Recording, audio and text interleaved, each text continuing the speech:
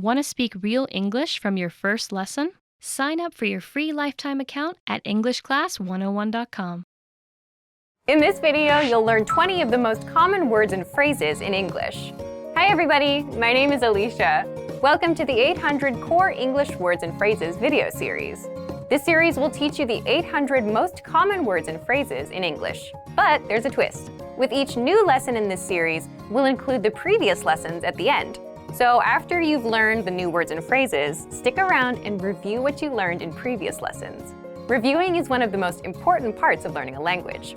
You can also get the full list right now at EnglishClass101.com. Click the link in the description to access more example sentences, create your own flashcard deck, and finally, master English. Okay, let's get started. First is hello.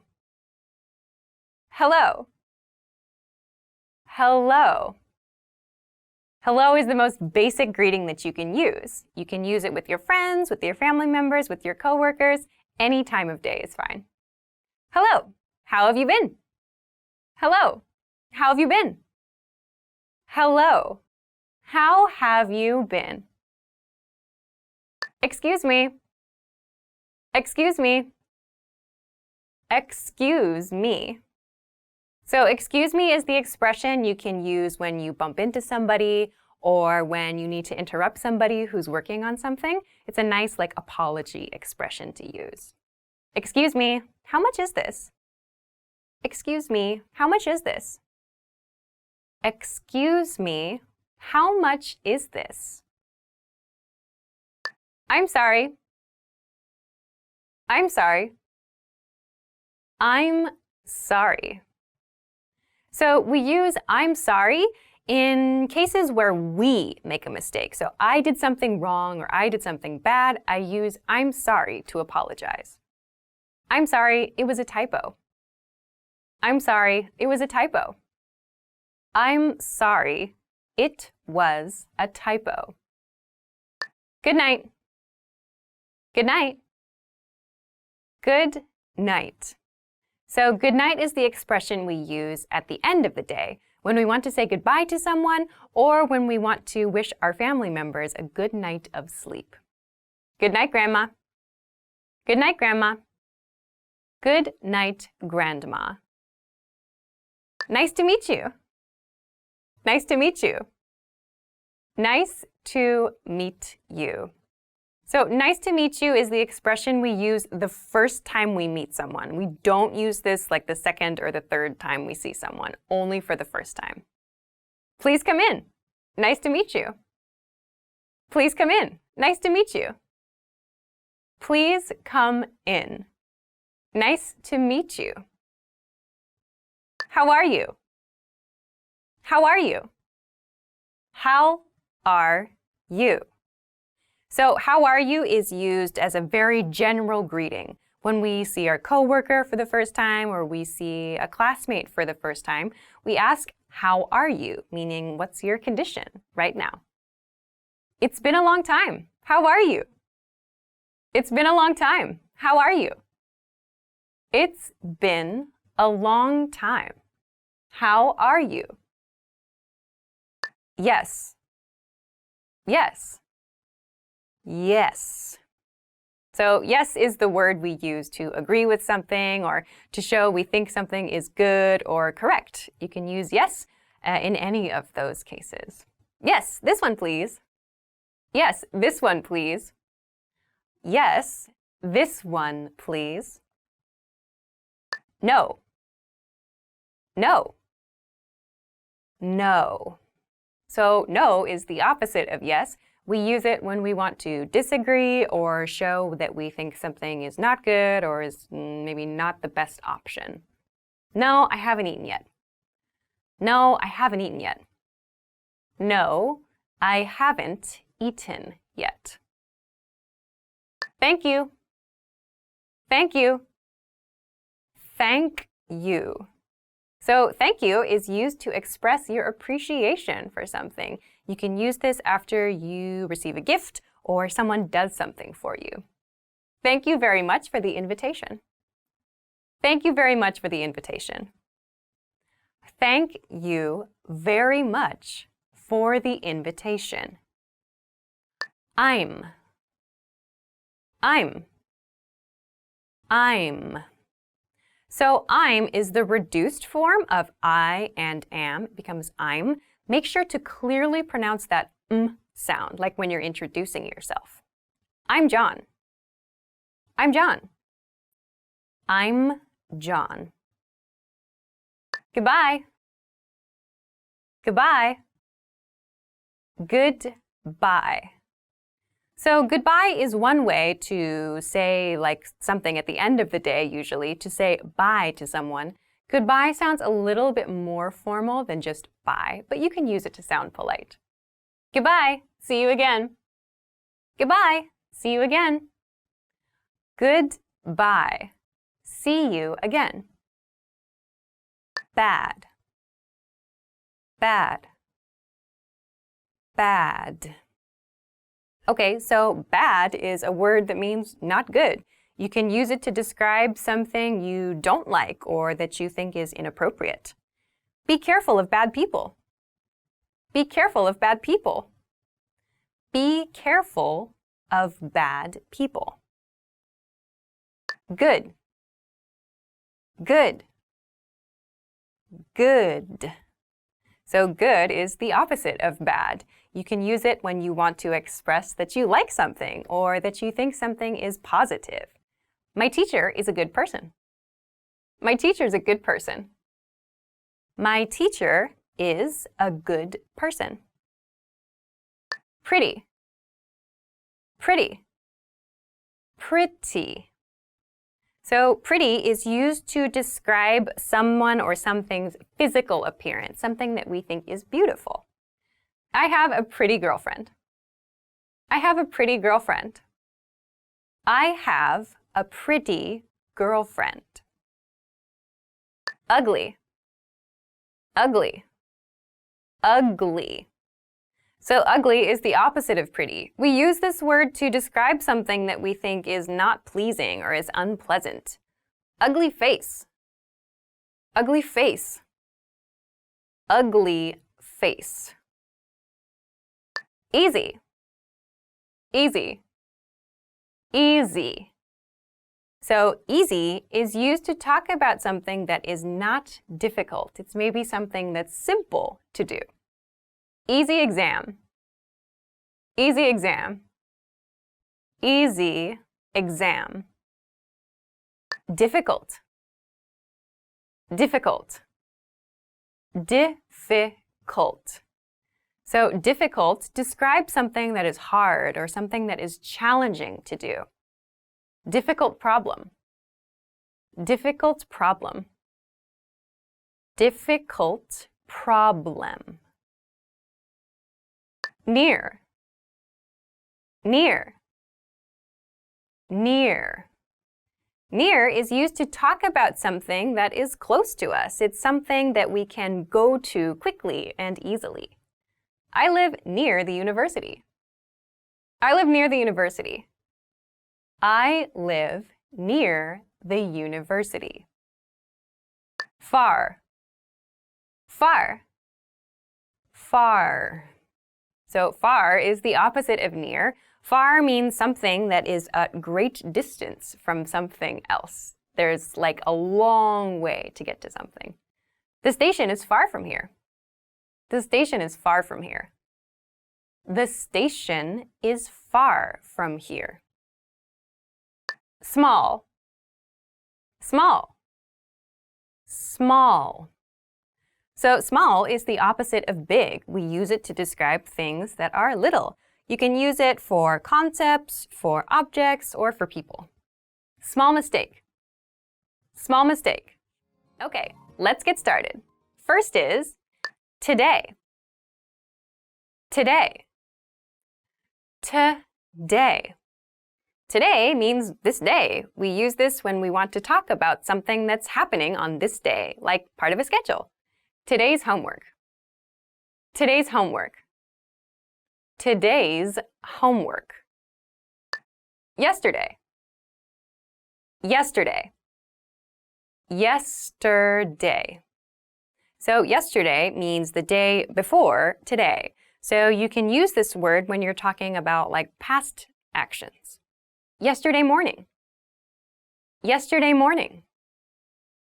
Yesterday morning. Tomorrow. Tomorrow. Tomorrow. So tomorrow is like the opposite of yesterday. It means the day after today. So we use this when we're talking about our future plans. See you tomorrow. See you tomorrow. See you tomorrow. Week. Week. Week. So week refers to 7 days, that 7-day period. So we use week when we want to talk about making plans or schedules and so on. I'm busy this week. I'm busy this week. I'm busy this week. Year. Year. Year. So a year is 365 days. So we use year when we're talking about points in time, like historical events. 1 year. 1 year. 1 year. Second. Second. Second. So second refers to a very short period of time. So the amount of time that's inside 1 minute, for example, there are 60 seconds in a minute. There are 60 seconds in a minute. There are 60 seconds in a minute. Minute. Minute. Minute.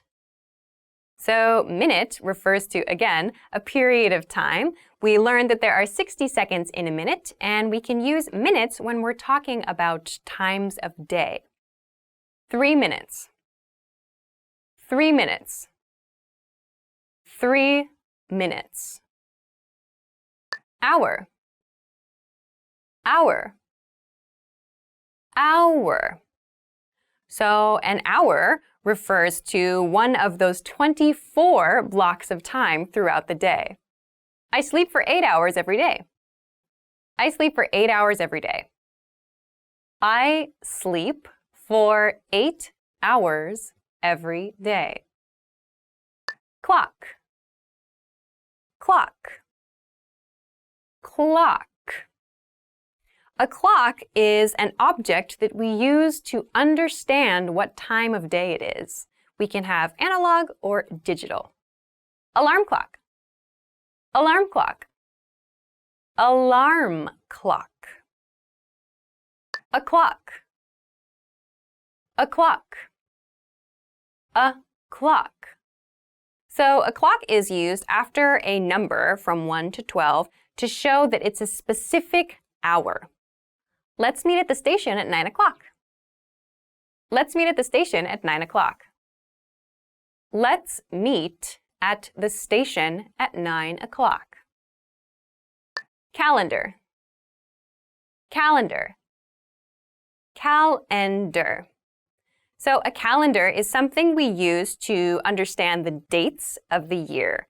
There are 12 months on a typical calendar. I marked our anniversary on the calendar. I marked our anniversary on the calendar. I marked our anniversary on the calendar. Monday. Monday. Monday. So Monday is, for most people, the first day of the work week. I go to work on Monday. I go to work on Monday. I go to work on Monday. Tuesday. Tuesday. Tuesday. Tuesday is, for most people, the second day of the work week. Tuesday, January 1st. Tuesday, January 1st.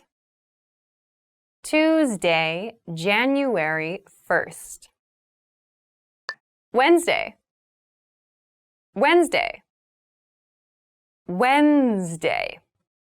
So Wednesday is the middle day of the week, but keep in mind this is pronounced Wednesday. There's a D there, but we don't say Wednesday. We say Wednesday. Wednesday the 18th. Wednesday the 18th. Wednesday the 18th. Thursday. Thursday. Thursday. So Thursday is the 4th day of the work week, the day that comes before Friday. So most people get a little bit excited for Friday, and thus Thursday is kind of the day when some people start their weekends a little bit early. Thursday, January 3rd. Thursday, January 3rd. Thursday, January 3rd. Friday. Friday. Friday. So Friday is the last day of the work week, and lots of people get excited about Friday, and they do things on Friday nights with their friends or their coworkers. Are you free this Friday? Are you free this Friday? Are you free this Friday? Saturday. Saturday. Saturday. So Saturday is the first day of the weekend. Lots of people choose to do things like their hobbies or maybe take a trip somewhere. It's a day to relax for lots of people. Saturday night. Saturday night. Saturday night. Sunday. Sunday. Sunday. So Sunday is the last day of the weekend, usually. Sunday tends to be a more relaxing day, so we're kind of recharging a little bit and taking it easy. Sunday morning breakfast. Sunday morning breakfast. Sunday morning breakfast. Do. Do. Do. So do is used when we're referring to some kind of activity. We're making something happen. We are taking care of something. Do homework. Do homework. Do homework. Go. Go. Go. So the verb go means to move from one place to another place. We use this when we're traveling or maybe even when we're talking about some place we would like to go or like to travel to. Go to the park. Go to the park. Go to the park. Okay, let's get started. First is laugh. Laugh. Laugh. So laugh can be used as either a noun or as a verb. So we use this when we find something funny. The couple is laughing at a joke. The couple is laughing at a joke. The couple is laughing at a joke. Delicious. Delicious. Delicious. So delicious is a word we use when we think something tastes good. We can use this for food or drinks. Chinese food is delicious. Chinese food is delicious. Chinese food is delicious. Water. Water. Water. So water is just the word we use for the thing we drink, the most basic thing to drink. Can I have some water, please? Can I have some water, please? Can I have some water, please? Tea. Tea. Tea. So tea is another very popular drink. You can have it cold or hot. Would you like a cup of tea? Would you like a cup of tea? Would you like a cup of tea? Coffee. Coffee. Coffee. Coffee is yet another very popular drink. We usually have this in the morning. Cup of coffee. Cup of coffee. Cup of coffee. Beer. Beer. Beer. So beer, yet another very popular drink for adults. We usually enjoy beer after work. Cold beer. Cold beer. Cold beer. Wine. Wine. Wine. So wine is something that we tend to enjoy with kind of special occasions, or we like to pair it with foods. Glass of wine. Glass of wine. Glass of wine. Beef. Beef. Beef. So beef refers to meat that comes from a cow. This can mean anything that comes from a cow. Beef steak. Beef steak. Beef steak. Chicken. Chicken. Chicken. So chicken refers to the animal, but also the meat. When you want to talk about one of the animal, you can say a chicken. Chicken can be fried, baked, or roasted. Chicken can be fried, baked, or roasted. Chicken can be fried, baked, or roasted. Pork. Pork. Pork. So pork is another very popular meat. We often have it at breakfast as bacon, or maybe in the evening as like a pork chop. Pork is the meat from a pig. Pork is the meat from a pig. Pork is the meat from a pig. Fish. Fish. Fish. So fish is anything that comes from the ocean, anything that comes from the ocean or from other bodies of water. Chicken or fish? Chicken or fish? Chicken or fish? Lamb. Lamb. Lamb. So lamb refers to meat that comes from a baby sheep. Lamb is extremely delicious. Lamb is extremely delicious. Lamb is extremely delicious. Doctor. Doctor. Doctor. So a doctor is a person who helps other people with their health. If you get sick, go to the doctor. If you get sick, go to the doctor. If you get sick, go to the doctor. Police officer. Police officer. Police officer. So a police officer is someone in a city that helps other people when they are in trouble. I'll ask a police officer for help. I'll ask a police officer for help. I'll ask a police officer for help. Teacher. Teacher. Teacher. So a teacher is someone who shares information, who helps students or other people to learn something. English teacher. English teacher. English teacher. Employee. Employee. Employee. An employee is someone who works at a company or someone who works for someone else.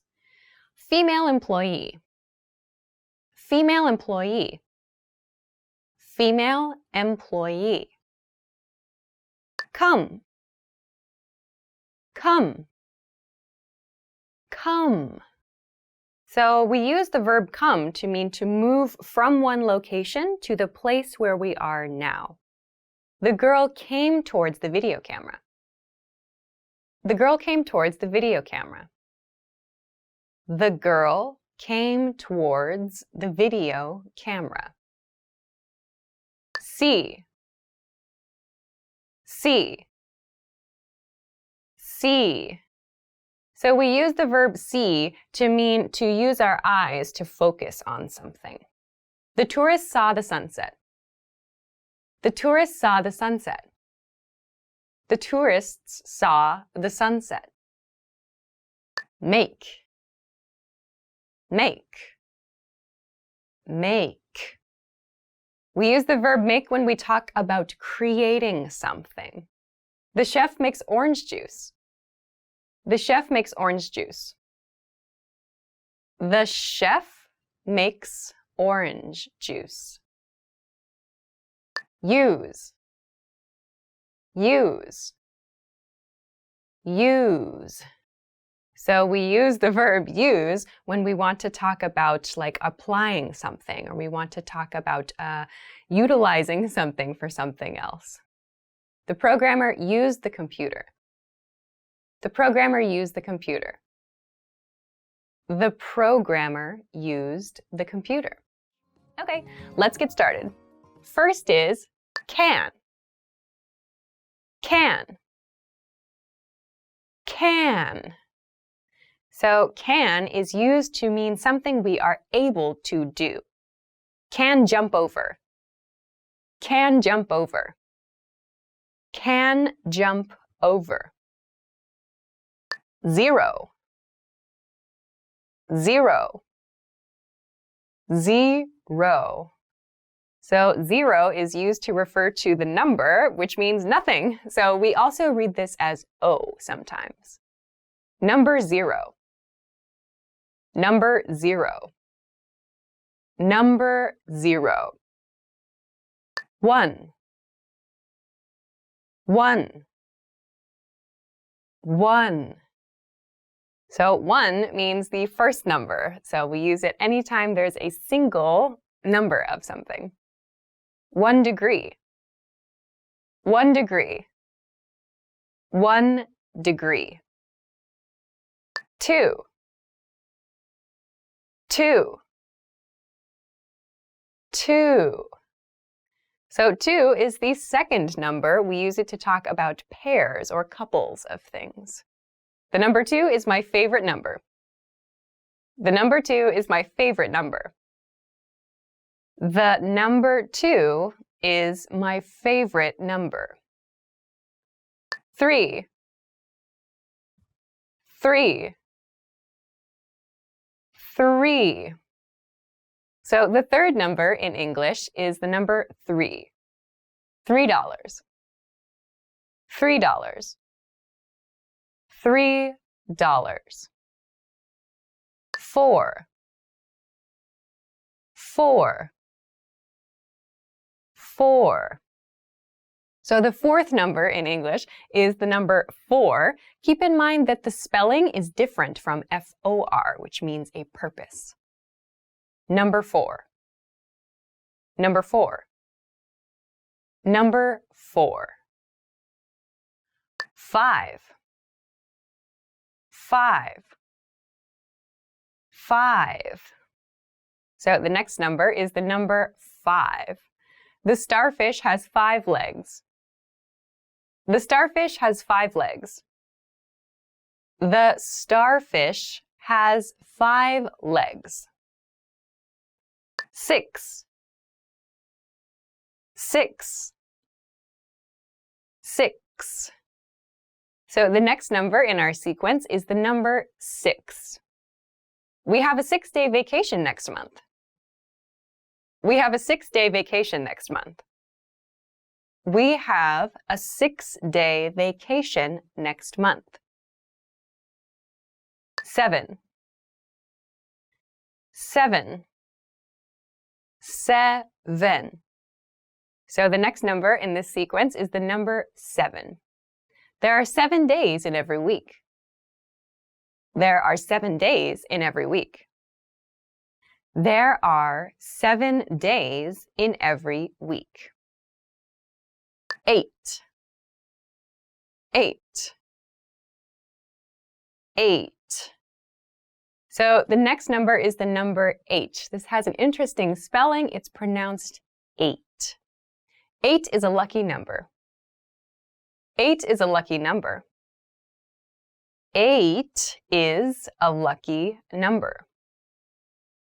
9. 9. 9. So the next number in this series is the number 9.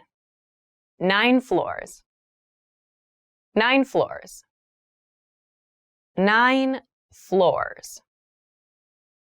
10. 10. 10. So 10 is the first double-digit number. That means there are 2 digits, 1 and 0. 10 grams. 10 grams. 10 grams. Salesman. Salesman. Salesman. So a salesman is a male, a man who sells things. Car salesman. Car salesman. Car salesman. Manager. Manager. Manager. So a manager is a person at a workplace that is responsible for other people. Department manager.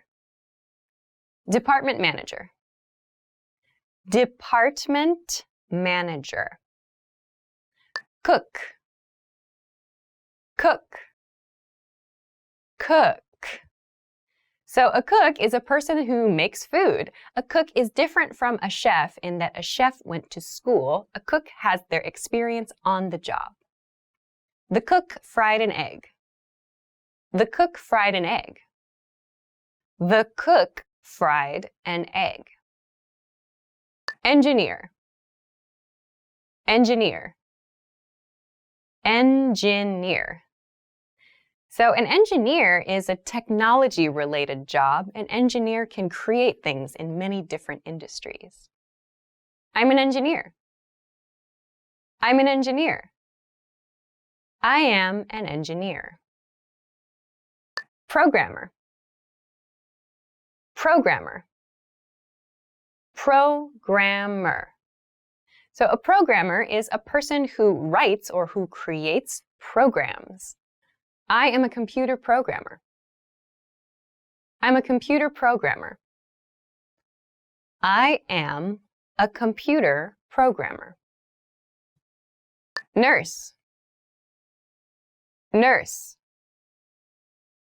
Nurse. So a nurse is someone who works at a hospital or a clinic or at like a nursing home. So they help patients. The woman is a nurse. The woman is a nurse. The woman is a nurse. Body. Body. Body. So a body can be a human body. It's just your actual body, all of your different parts. We can also use this for animals too. Food is fuel for the body. Food is fuel for the body. Food is fuel for the body. Head. Head. Head. So head refers to this part of your body, the very top part of your body. Head injuries are very dangerous. Head injuries are very dangerous. Head injuries are very dangerous. Okay, let's get started. First is hand. Hand. Hand. So your hand, it's a part of your body. This part of your body is your hand. Left hand. Left hand. Left hand. Arm. Arm. Arm. So the arm is this part of your body from here to the end of your hand. Muscular arm. Muscular arm. Muscular arm. foot,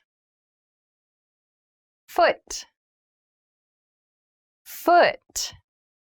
So your foot, just one, is the part of your body that's at the very, very bottom. Right foot, right foot, right foot. Leg, leg, leg. So your leg is the entire long part of your body, one leg that you walk on. Long legs, long legs, long legs. Finger, finger, finger. So your fingers are these parts of your body. So finger is a countable noun. We count it 1 finger, 2 finger, 3 fingers, and so on. Pinky finger, pinky finger, pinky finger. Back, back, back. So your back is like the reverse part of your body. We think of this as the front part. Our back is behind us. My back hurts. My back hurts. My back hurts. Stomach, stomach, stomach. So your stomach is the part of your body that digests food. So we often talk about our stomach because it feels uncomfortable. My stomach hurts. My stomach hurts. My stomach hurts. Chest, chest, chest. So your chest is the upper part of the front of your body. I have chest pains. I have chest pains. I have chest pains. January, January, January. January is the first month of the year. In North America, it is typically a cold month. It's very cold here in January. It's very cold here in January. It's very cold here in January. February, February, February. So February has an interesting spelling. That first R isn't really pronounced. February is the shortest month with 28 days. February is the shortest month with 28 days. February is the shortest month with 28 days. March, March, March. March is the third month of the year. We think of March as the time when spring begins. It is now April, so last month was March. It is now April, so last month was March. It is now April, so last month was March. April, April, April. April is the fourth month of the year, and we think of this as a time when flowers start to bloom. April showers bring May flowers. April showers bring May flowers. April showers bring May flowers. May, May, May. May is the fifth month of the year. We think of May as just the time before summer. So the weather's typically really, really nice and spring is in full bloom. May 31st is World No Smoking Day. May 31st is World No Smoking Day. May 31st is World No Smoking Day. June, June, June. June is the sixth month of the year. It feels a little bit warmer than May, but it's not quite summer. A warm June. A warm June. A warm June. July, July, July. So July, the 7th month of the year, is typically when many people think of summer as beginning in the US. July is one of 7 months with 31 days. July is one of 7 months with 31 days. July is one of 7 months with 31 days. August, August, August. August, the 8th month of the year, tends to be quite hot, and there's a lot of fun summer activities to do. The school is closed in August. The school is closed in August. The school is closed in August. September, September, September. September is kind of the beginning of fall or autumn, and it's also typically the time of year when students go back to school. Today is Saturday, September 10th. Today is Saturday, September 10th. Today is Saturday, September 10th. October, October, October. So October is when the weather gets a little bit cooler and we start to see some popular autumn foods appearing. Halloween falls on October 31st. Halloween falls on October 31st. Halloween falls on October 31st. November, November, November. So November is very well known in the US for having Thanksgiving, when we enjoy a huge meal with family or friends. November is one of 4 months with 30 days. November is one of 4 months with 30 days. November is one of 4 months with 30 days. December, December, December. December is the last month of the year, and we think of it as a time for celebration. December 31st is New Year's Eve. December 31st is New Year's Eve. December 31st is New Year's Eve. The secret to speaking more of your target language. If you're like most language learners, then above all, you want to speak and understand more of your target language. But how do you speak more when you're just starting out, when you can't yet create sentences off the top of your head? Here are some tips. Let's jump into part 1, how to prepare ahead of time to speak more. So, what's the secret to speaking more of your target language? It's something called preparation. And believe it or not, you've likely used it if you've ever had to give a speech or a presentation. So, what do we mean by preparation? Imagine that you have to go open a bank account in the language that you're learning. How would you do it? You can go in there, grunt, and use body language, or you can first come up with a list of words and phrases you need to know before you go, like debit card, bank account, I want to open a bank account, and minimum balance. You may want to look up the grammar rules for how to say, I want to. Once you know these words and phrases, you translate them into your target language and you go over to the bank to open an account. Or let's say you're meeting a person for the first time. What are some things you'd say to them? Things like, what's your name? My name is, where are you from? I am from, and so on. So you prepare a list of words and phrases, all the things you'd want to say in that situation.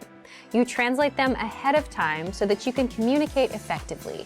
That's preparation. And preparation works because most conversations are predictable to a degree. For example, most conversations with friends start with greetings and catching up on how you've been. And if you know the lines for greetings, catching up, and talking about your weekend, then you can easily handle such a conversation. The point is, the more you prepare, the more you learn to speak without needing a teacher. So, how do you prepare? Part 2, how to speak more through preparation. Here are some tips. If you're using our learning program, 1, take our audio and video lessons. You'll find these in our lesson library and just focus on the conversational lessons. Lessons are just 3 to 15 minutes in length, and in the first minute, you'll hear a practical conversation. For example, meeting someone new, catching up with a friend, or ordering at a restaurant. Then, our teachers break down and explain every word and grammar rule, so you can learn these lines and conversations ahead of time. Number 2, download the audio dialogue track. This gives you just the conversation. So when you finish a lesson, download it for easy review. Then make a playlist out of all of them and play the conversations on repeat. This will make them much easier to remember. Number 3, save the lesson notes. The lesson notes give you the lesson in writing, so you can read the lesson dialogue, the grammar explanations, and cultural insights for every lesson. Download and keep the notes for conversations you think are useful. For example, if you want to talk about the weather and you took a lesson on that, then download the lesson notes for that lesson. Now, if you're looking to prepare ahead of time for specific topics, then do this next one. Number 4, use our free PDF conversation cheat sheets. These conversation cheat sheets teach you words and phrases for all kinds of common conversation topics, like weather, hobbies, family, plans, and much more. You can prepare for the most common conversations with these cheat sheets. If you want to access our free conversation cheat sheets, leave a comment down below and we'll give you the link. Number 5, look up lesson topics in our lesson library. If you want to open a bank account or eat at a certain restaurant and you don't know how to talk about these topics, find a lesson about it in our lesson library. Number 6, if you're a Premium Plus user, simply ask your teacher to point you to lessons for certain topics, or even better, ask them for potential lines, and you can even practice speaking. Just record yourself, send it in, and your teacher will provide you feedback on what to say and how. Number 7, do it the old school way. Sit down, think of a topic you want to talk about.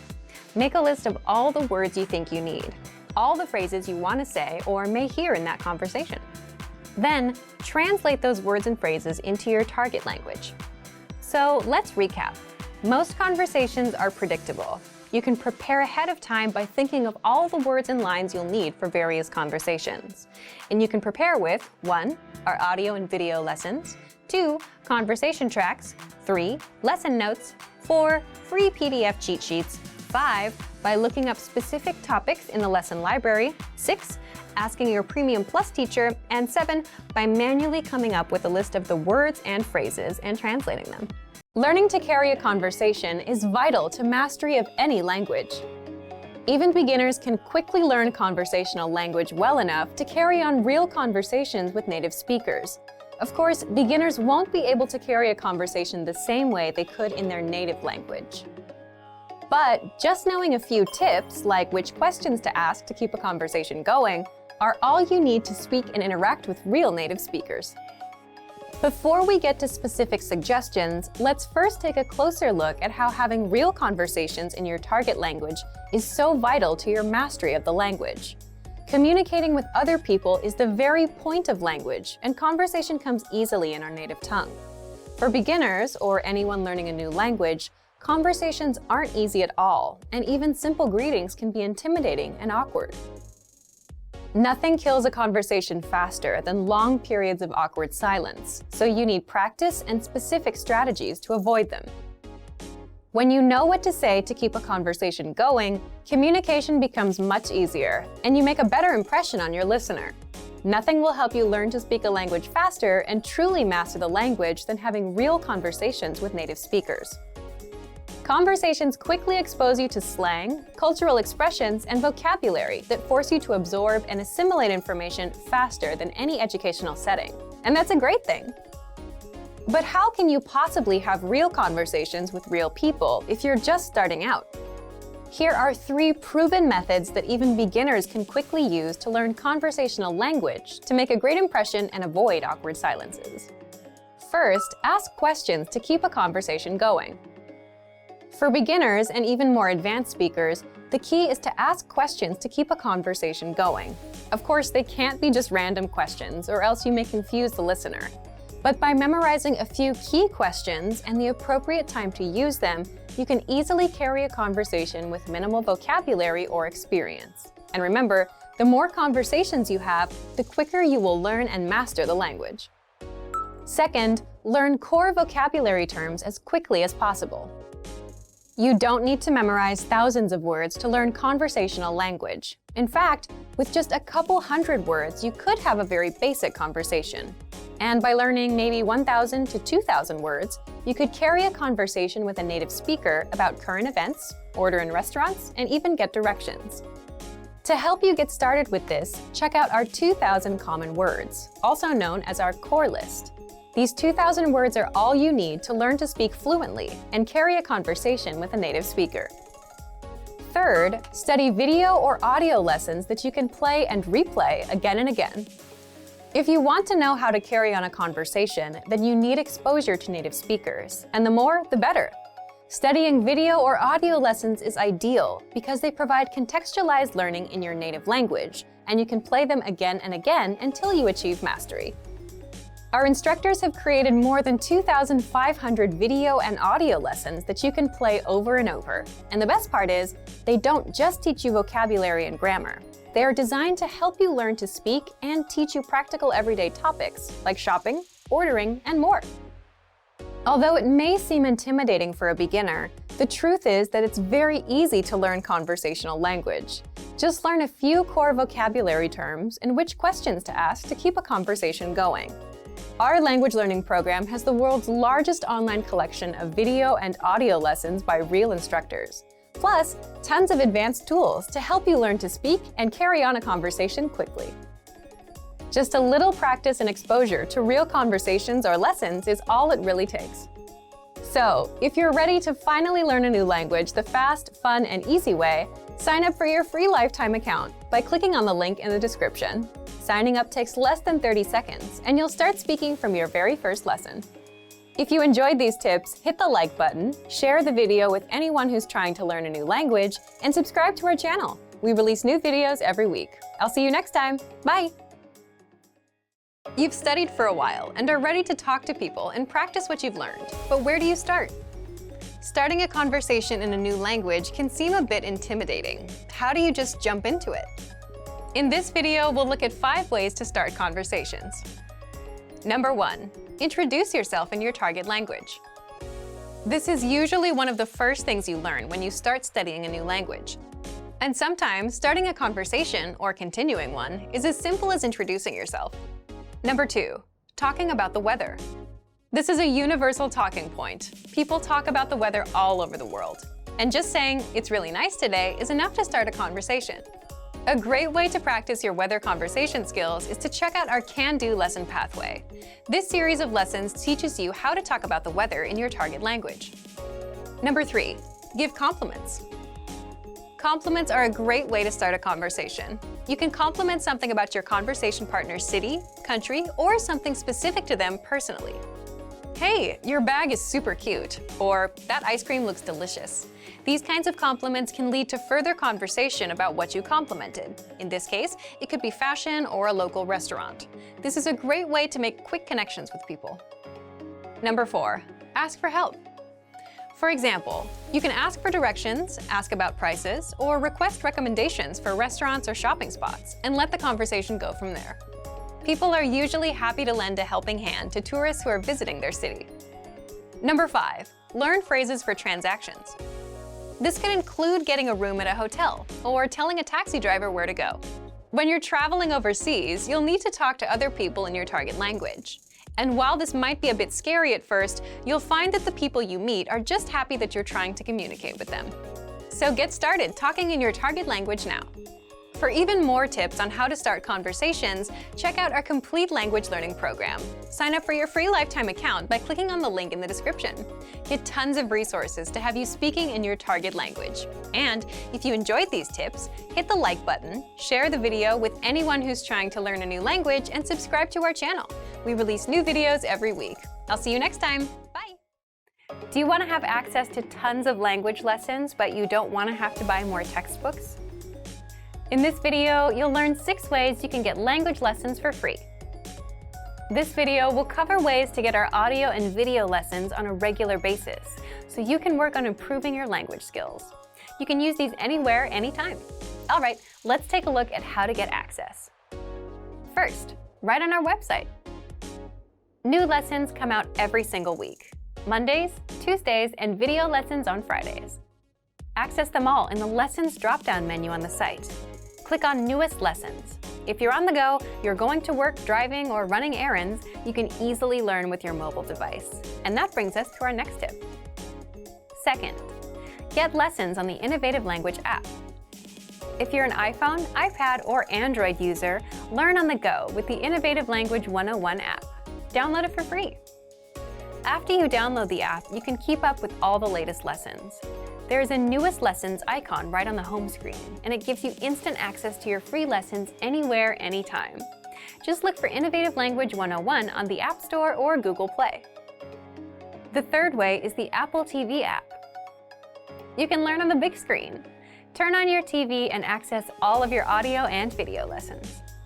You can learn at home, keep the lessons playing, and immerse yourself all day long with the Innovative Language 101 app. Look for it on the Apple TV App Store. Now, this one is useful for only Apple TV subscribers, but if you're not an Apple TV subscriber, don't worry. The fourth way, get lessons with our iTunes feed. iTunes can download your lessons automatically and have them saved forever. You get every single lesson as it comes out. You'll never miss one. They're saved in your iTunes. Simply search for us on iTunes and subscribe. Fifth is the Daily Dose of Language app. This is for the iPhone, iPad, and Android. With this, you get bite-sized lessons sent to your device every day. Each day, you get a notification that your daily dose of language is here. Doing the lesson takes just a minute. These aren't our full-sized audio and video lessons, but these 1-minute lessons will help you build a habit of learning daily. Find the Daily Dose of Language app on the App Store or Google Play. The sixth way is with our brand new Alexa skill. If you own an Amazon Echo, Dot, or Show, or are planning to get one, you'll want the Daily Dose by Innovative Language. Find it in the Amazon Skill Store. With it, you get new audio lessons and vocab lessons every day across all 34 languages. If you're ready to start learning a new language, these 6 tips can help you get started learning with our language learning program. Just pick which way works best for you and get started learning today. There are so many ways to start learning for free. Just check out our complete language learning program. Sign up for your free lifetime account by clicking on the link in the description. Get tons of resources to have you speaking in your target language. And if you enjoyed these tips, hit the like button, share the video with anyone who's trying to learn a new language, and subscribe to our channel. We release new videos every week. I'll see you next time. Bye! How to improve your language and speak more through preparation. Okay, let's get into part 1. Why you should prepare for conversations ahead of time. If you're a beginner, you can probably relate to this. When it comes to speaking, you tend to run out of things to say. And that's because you don't know enough of the language to express yourself. And that's where preparation comes in. You may think that the conversations we have in our daily lives are spontaneous, that you can't prepare for them. You're right to an extent. But imagine meeting someone for the first time. Both of you will go through some common questions and phrases, like, what's your name? My name is, where are you from? And how long have you been studying the language? As a language learner, you'll have these kinds of conversations with almost every native you meet, guaranteed. They'll always ask you about how long and how you've been learning. And even with your friends, some conversations start the same way. For example, you say things like, hey, how are you? How are things? How was your weekend? My weekend was good, and you? Let's say you went to a restaurant this weekend, and now you want to talk about it. Well, that allows you to prepare and learn some phrases, like, I went to a restaurant. The restaurant had delicious food. The point is, some questions and phrases come up often in conversations, so it makes total sense to master them ahead of time. And you can always plan ahead and prepare for things you want to talk about. When it comes time to speak, you know what to say, how to respond, and you don't run out of talking points as quickly. So, how do you prepare? Let's jump into part 2. The first thing you can do to prepare is check out our 25 Questions You Need to Know lesson series. This series is specifically designed to help you with the first-time conversations you'll have with native speakers. You'll learn the 25 most common questions and answers used in conversations. Just listen to the lessons, repeat out loud, then put what you learned to use. These will serve as talking points so you can keep your conversations going. Number 2, Print out the curriculum for this lesson series so you can review all of the lessons at once. The curriculum gives you the lines and vocabulary used in all lessons up front, so you can use this to review key questions and responses. This will allow you to control conversations and ask questions instead of just having the native speaker ask you all the questions. In other words, you'll sound like a fluid, confident, and experienced speaker. Number 3, check out our printable conversation cheat sheets. This is another free resource that gives you lines and words for all kinds of topics. For example, talking about hobbies, your family, and much more. Number 4, ask yourself, what do you want to talk about? Come up with some topics, and for each topic, write out potential questions and phrases that would come up in a conversation. For example, if you want to talk about restaurants, you can have lines like, my favorite restaurant is, my favorite food is, what's your favorite restaurant? And then run these lines through a translation app. It won't be perfect, but it'll give you lines to use that you can correct later. Number 5, look for lessons that are related to your topics with our lesson library. On our site, we have hundreds of lessons that teach you conversations. So if you're looking for lessons related to restaurants and food, you'll get all kinds of conversations that you can use for yourself. And number 6, if you're a Premium Plus user, get in touch with your teacher via My Teacher and try a conversation with them. They'll help you every step of the way, correct your writing, and give you the lines to use in a conversation. That way, you can prepare ahead of time, and when it comes time to speak, you'll know what to say. So thank you for watching this episode of Monthly Review. If you're like most language learners, then your number one goal is to speak more, right? You want to have fluent conversations with natives. It's a great goal to have. But for most language learners, speaking also happens to be their weakest skill. You may not know enough of the language to express yourself. You tend to run out of words and things to say. And you're just not sure how to start conversation. If you have at least one of these issues, then talking points are just what you need. Part 1. What's a talking point? A talking point is a topic that invites discussion or argument. In other words, just something to talk about. It could be about yourself, your work, your hobbies, the weather, food, or what you did this past weekend. All of these are talking points. Here's an example to help you better understand talking points. Think of a conversation you'd have with a friend. You can ask, "What did you do this weekend?" They'll reply and then ask you back. The talking point here is the weekend. Let's say your friend says they went to a restaurant. That's a natural talking point to explore next. You can ask, "What kind of restaurants do you like?" Now you've covered 2 talking points. The more talking points you have, the more you can speak. And the same goes for your target language. The only challenge is you need to know the relevant words and phrases for that topic. For example, if you want to talk about the weekend, you need to know phrases and questions like, "What did you do this weekend?" "I did this." "What about you?" In the next part, you'll discover 5 easy talking points that you can master with our learning program. Let's get into Part 2. Part 2. 5 talking points you can use. The first one is, learn how to introduce yourself in your target language.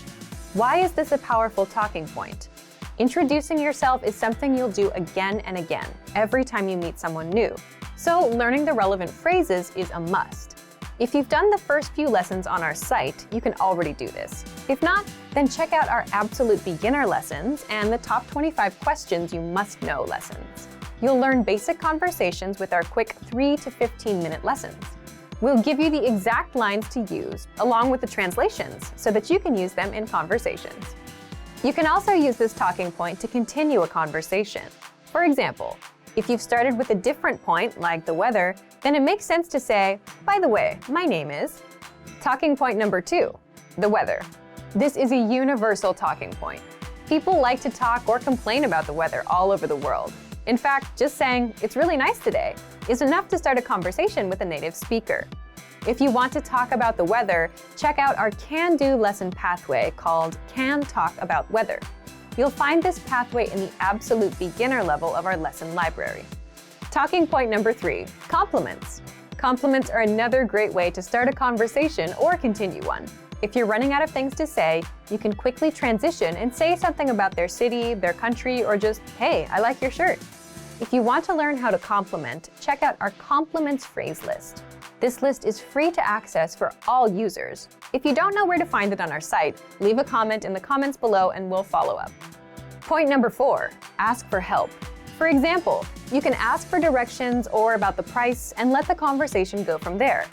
These are very basic phrases that you learn in our survival phrases lessons. If you want to strike up a quick dialogue, this is a great talking point to use. Point number 5, learn phrases for transactions, like getting a room at a hotel, shopping, ordering food, or telling the taxi driver where to go. You may think that this isn't much of a talking point, but for the learners that are shy about talking to random native speakers for no reason, this is an easy way to start a dialogue. You have a good excuse. You want to buy something, so the staff will be happy to respond. Again, you learn all of these with our survival phrases lessons. Okay, let's move on to our last part. Part 3, how to get our conversation cheat sheets. Lastly, I'm going to tell you how to get our collection of conversation cheat sheets for free. With these cheat sheets, you'll be able to talk about all kinds of topics: travel, hobbies, dating, family, weather, and much more, which means you can master a lot of talking points and speak more of your target language. If you'd like to get these cheat sheets, please leave us a comment in the comment section. Want to speak real English from your first lesson? Sign up for your free lifetime account at EnglishClass101.com. Top 10 language learning strategies. Let's begin. Befriending or dating someone who speaks English. Watching movies or listening to music in English. Read English newspapers or magazines. Record your voice and compare your pronunciation with native English speakers. Download dialogue tracks and listen to English conversations. Repeat the phrases that you hear out loud again and again. Review all the lessons on EnglishClass101.com to master them completely. Read lines slowly at first, then reread and increase your speed. Set small and measurable learning goals with your personal deadlines. Try harder lessons to challenge yourself and improve faster. 10 ways to stop translating in your head. Let's get started. Identify objects around you in English. The first way to stop translating in your head is to identify the objects around you in your target language. So if you're studying English, that means you look at the objects around the room, look at the things in your life.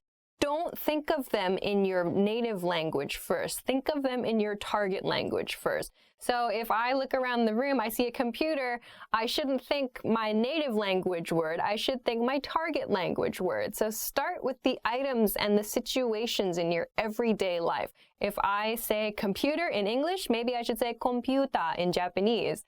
I should say not, water in English. I should say omizu in Japanese. So start associating the words in your target language with your everyday life now. So if you're studying English, that means start getting familiar with the things in your everyday life in English. Repeat phrases you hear native speakers use. Tip number 2 is to repeat the phrases that you hear native speakers use. So if you're watching this channel, for example, or you're watching a TV show or a movie, listen for the way that native speakers make those phrases. If you hear a phrase you have never heard before, or you hear an interesting combination of words, try to repeat them yourself. Don't just listen. Try to say them yourself. If you're in a public space and it's difficult for you to do that, fine. Practice in a place where you feel more comfortable. Maybe if you have some private space to practice. Just repeat them. Get your mouth used to saying the words the way that the speakers, the native speakers do. So if you never actually say words, if you're only taking in, if you're only listening and you're not actually producing the language, it's kind of hard to practice and to really hone your pronunciation, to improve your pronunciation. So when you listen to native speakers, try to repeat after them. So for example, if you're studying English, you can try to repeat after this video. You can repeat after the things I'm saying, because maybe I'm using an expression or I'm using a certain series of vocabulary words together the way a native speaker would. And it's maybe a good idea to try to practice the ways that native speakers put their words together. So try to repeat after native speakers, especially when you're looking at media, and you can do this when you're reading books too. You can try to read out loud interesting lines of books that you find, or something that maybe is difficult for you. Very nice practice tip. Make a situation where you can't escape into your native language. Make a situation where you can't escape into your native language essentially means immerse yourself. Of course, going to that country or going to a place where you can speak only that language is very difficult for some of you. Totally understand. But if in your life you can create a situation in your library, in your room, in your house, somewhere, for just an hour or, I don't know, maybe a day. I don't know what your schedule is like. But if you can create a situation or create an environment where you have no choice but to use that language and you cannot escape, meaning you cannot go back to using your native language as a crutch. You can't use the native language at all. It forces you to use the language that you're studying. So, of course, if you are lucky enough to live in the country or to live in a place where people speak the language you're studying, great. But you have to go out and interact with people. You have to put yourself in a place where you have no choice but to speak. It's very hard and it's very scary and it's very embarrassing at first. But if you take time to find places and to make environments that are comfortable for you, where you feel comfortable making mistakes and asking questions, it's very valuable for your learning process. This is actually something that I did. I totally did this. My Japanese wasn't very good for a long time, but then I started making friends who could not speak English. Actually, I just did this through finding hobbies. There was a hobby that I had. I joined a group. I joined actually a school where I could learn how to do that hobby. And everything was taught only in Japanese. And the people in my class only spoke Japanese, mostly. And then maybe we would go out for drinks and food late at night or on the weekends, and everybody spoke only Japanese. And if I couldn't communicate even simply in Japanese, I had no hope of keeping that friendship together. So it forced me to study. It forced me to think about the words they were using and to try to learn those words, those patterns, as well as how to produce them naturally myself. So I was learning the vocabulary words the people around me were using and learning how to apply them on my own. That was only possible because I had no escape in those situations. So try to do that, even if you can do it yourself in your house. It's super helpful, I think. Watch TV and movies in your target language without subtitles. Tip number 4 is to watch TV and movies in your target language without subtitles, So I think that watching with subtitles can be very beneficial. So if I'm watching something, or if you want to watch something with subtitles on, great. But I sometimes find that in my case, I think too much about reading the subtitles and I forget to listen. So maybe if you've seen a movie in your target language a few times with the subtitles on, try turning the subtitles off and think about the character's body language, the words they're using. You can always look that up later. Look up the words you don't know in a dictionary, but try to do it where you're focusing completely on the way that people are using their words. Try not to use the subtitles. So kind of play around with it a little bit. If there's a word that's difficult for you to hear, you can actually turn on the subtitles in the native language of the movie as well.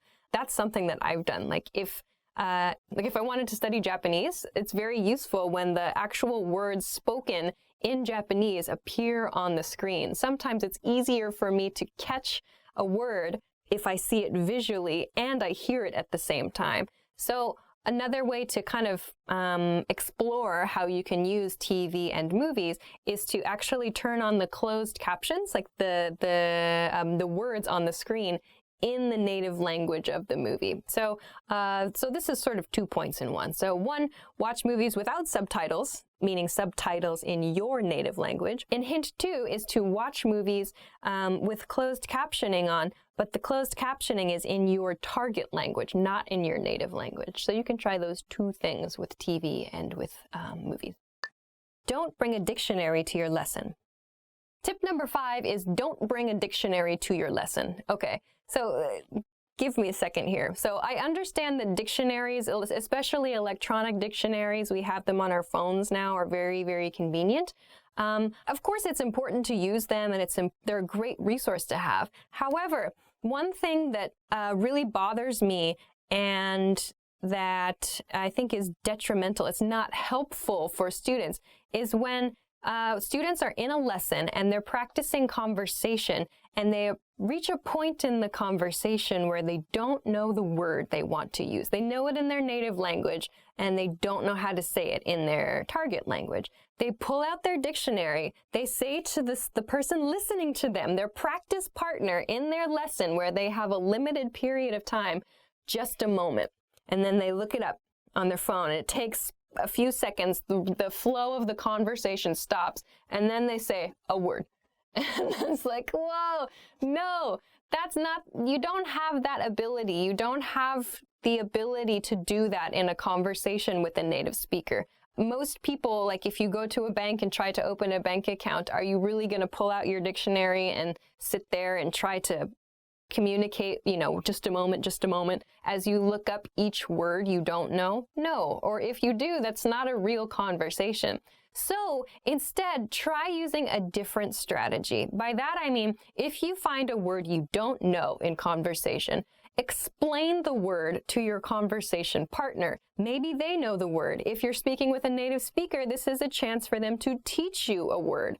I find that when people take the time to teach me a word, I remember the word much better than just looking it up on my dictionary. So try to resist. Maybe you can bring a dictionary to your lesson, but don't use it or try not to use it in your conversation practice. It destroys the flow of a conversation. So instead, practice the skill of describing the vocabulary word you want to use and learn how to ask the meaning of a word, or learn how to ask for a vocabulary word from your partner. So you can use an expression like, what's the word that means blah, blah, blah. Or, it's this thing that does this and this and this. So this is an opportunity for you to describe characteristics of something or find a different way. You can use your body language. You can use whatever. You have a lot of tools, but try not to use a dictionary in a conversation because it's not realistic.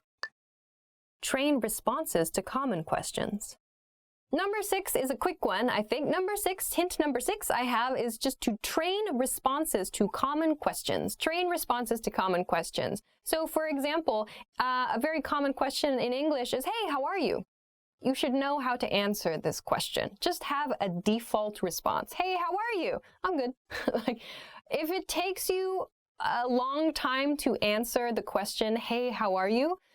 You need to practice. I think that's a pretty good indicator. So, for example, sometimes I ask students a question like that they haven't quite gotten the idea of how to respond just yet.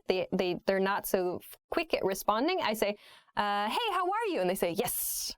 And then they think and they go, I'm good. And it's like, that's a very common question. So think about just a default response that you can spit out, that you can quickly say. If it's, how was your weekend? Or, hey, what's up? Or, what do you want to do for dinner tonight? Think about just a handful, meaning just a few responses to those questions and train them quickly. Just, how are you? I'm good. How are you? I'm okay. How are you? Not bad. There's 3. So it's just training responses to those questions. There's no reason to be surprised by a question like, how are you? That's a very common question. So for those common questions, train responses to that. We've got a bunch of videos, especially beginner level videos, for some example responses you can do. So don't get stuck with these little questions. Just train a few responses, practice a few responses till they feel natural to you. It'll save you time and it'll help the person asking the question too to move forward in the conversation. Yay! Study with materials that don't provide a translation. The next tip is to study with materials that don't provide a translation. So by this I mean, if you're using worksheets or some kind of textbook or whatever, and it has your target language, the language you're studying, and it has your native language next to it. While this can be useful, I feel that if you can, studying your materials only in your target language and then simplified explanations for more detailed points, also in your target language, can be a little bit better. So I don't want to say like you should only study things in your target language and nothing from your native language, because of course, like, it can be helpful sometimes to look up a word or to understand a grammar point in your native language.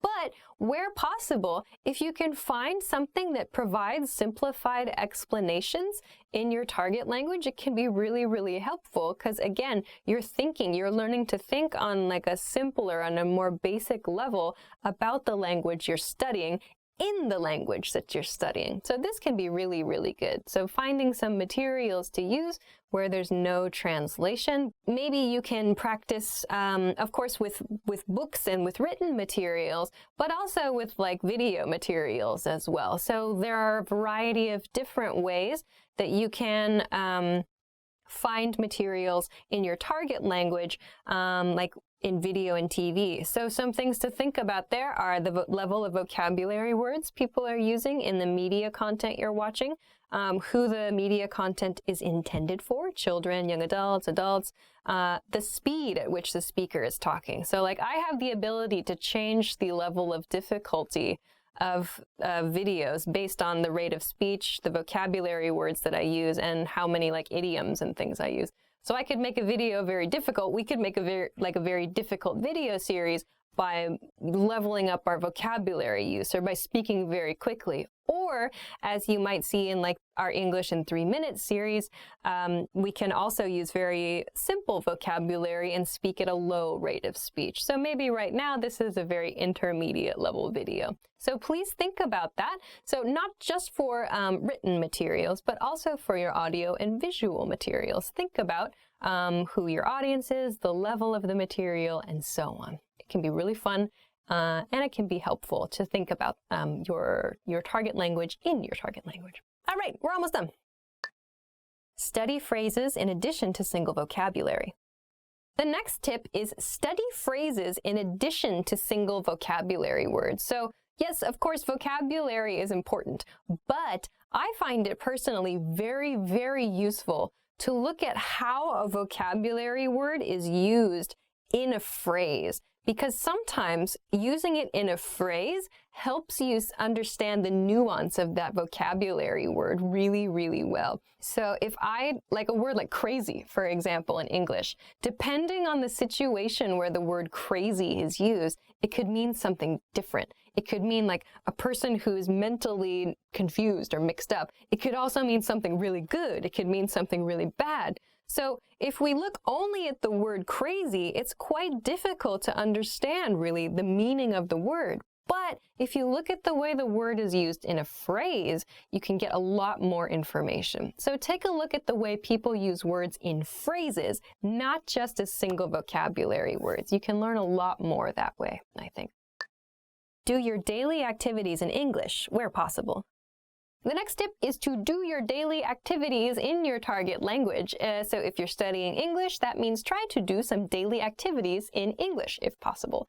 So this can be very, very boring stuff, but just think about it when you're doing the activity. So like right now, I'm filming a video for EnglishClass101.com, or I'm going to work, I'm cooking breakfast, I'm doing the laundry. What do I have to do tomorrow? So try thinking about your everyday life in English if you're studying English. Try thinking about your everyday activities, the people that you meet. What are you doing? So this is a way to help you practice your verbs. So if you don't know, if you're doing something at work and you're like, oh my gosh, how do I explain what's the verb for, a picture, like I want to blah, blah, blah, a picture. What's the word? You can check a dictionary at that point and go, oh, it's draw. I need to use the verb draw for draw a picture. So you can find these little gaps in your everyday life, these little gaps in your knowledge, if you think about your everyday activities in your target language. If you don't think about it in your target language, you might not realize you have vocabulary gaps or phrase gaps here and there. So this is a really good and kind of funny, actually, way to study. Use a learner's dictionary for new words.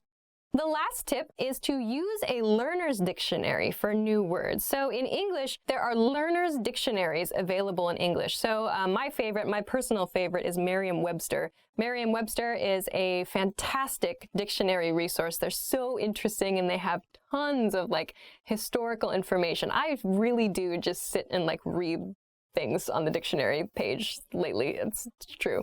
But of course, there's a definition, there's a meaning for words, there are example sentences for words, but Merriam-Webster also has what's called a learner's dictionary. If you find a word that you don't recognize, you can check it in a dictionary, in a learner's dictionary, and it gives you a simple explanation in simple English of that word. So instead of checking it in your native language, you can check it in your target language. So again, this helps you to understand the word that you're focused on, but you understand it from the language you're studying, not from your native language. So using a learner's dictionary can be really, really useful as well.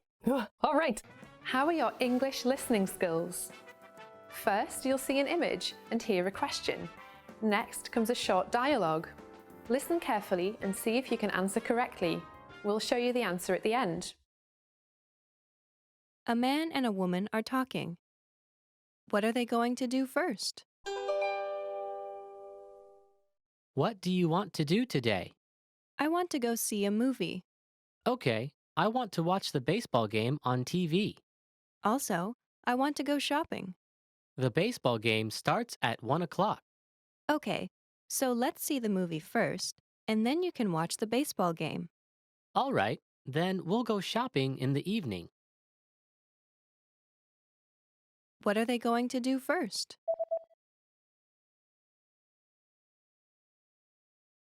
A man and a woman are talking.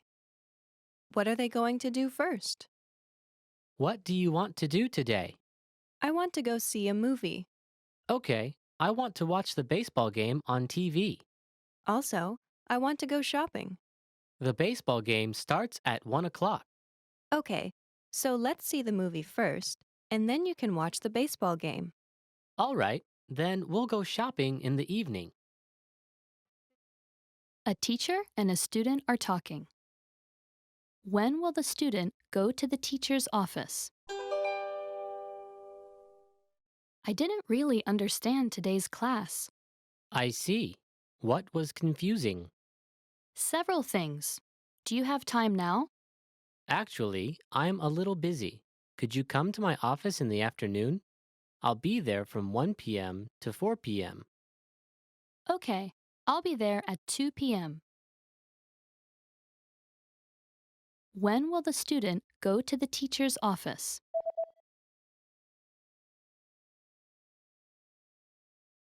A teacher and a student are talking.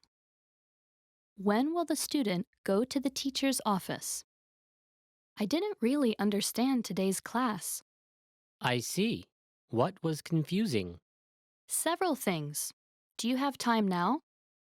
Actually, I'm a little busy. Could you come to my office in the afternoon? I'll be there from 1 p.m. to 4 p.m. Okay, I'll be there at 2 p.m. A woman is having lunch in a restaurant. What is she going to order? Would you like to have coffee or dessert after the meal? What desserts do you have? We have pudding and apple pie. Actually, I'll just have coffee. Do you want cream or sugar? Cream, please. What is she going to order?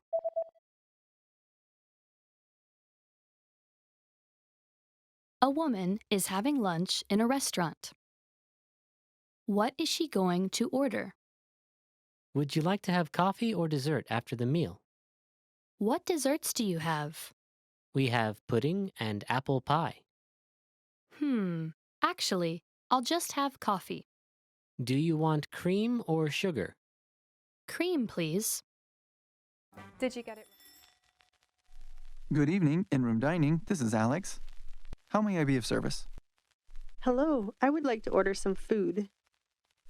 Of course, ma'am. Just to confirm, this is Mrs. Rawson in room 417? Yes, it is. Excellent. May I take your order? Yes, I would like a turkey sandwich on a Parmesan bagel, And what to drink? a Diet Coke. Will there be anything else? Yes, I would also like a wake-up call for 7. A woman is waiting for a man. Where is the woman now? Hey, really sorry, but it looks like I'll be 30 minutes late. Okay, I'll wait for you at the cafe. Cafe? Where is it? It's next to the bookstore. There's a bakery across from the cafe. Okay. Where is the woman now?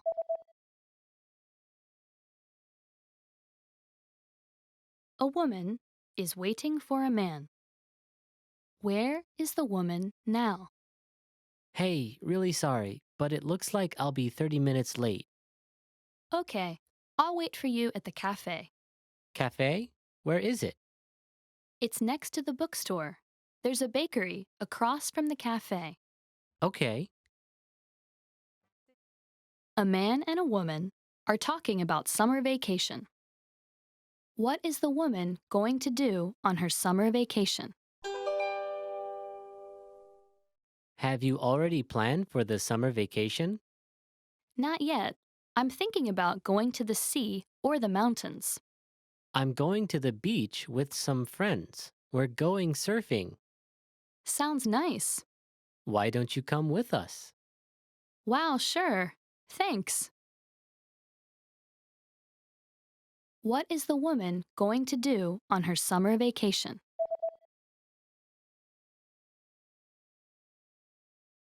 A man and a woman are talking about summer vacation.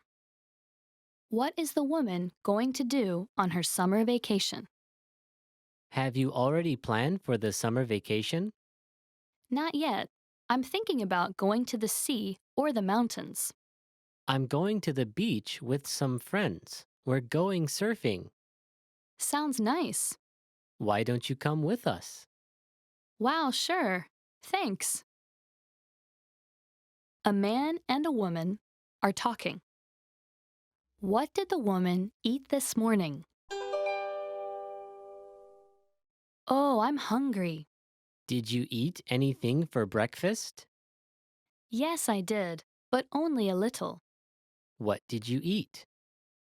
I had yogurt and coffee. That's not enough. You'll need some bread and fruit, too. What did the woman eat this morning?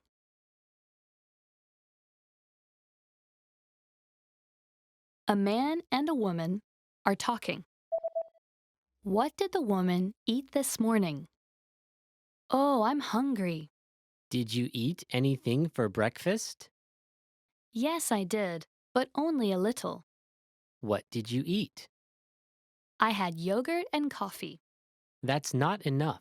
You'll need some bread and fruit, too. Did you get it? Did you forget our study date at 10 this morning? I'm sorry, Naomi. At 10, I was talking with my professor and couldn't get away. I'm sorry. I should have called. That's okay. So, how did the meeting go with the professor?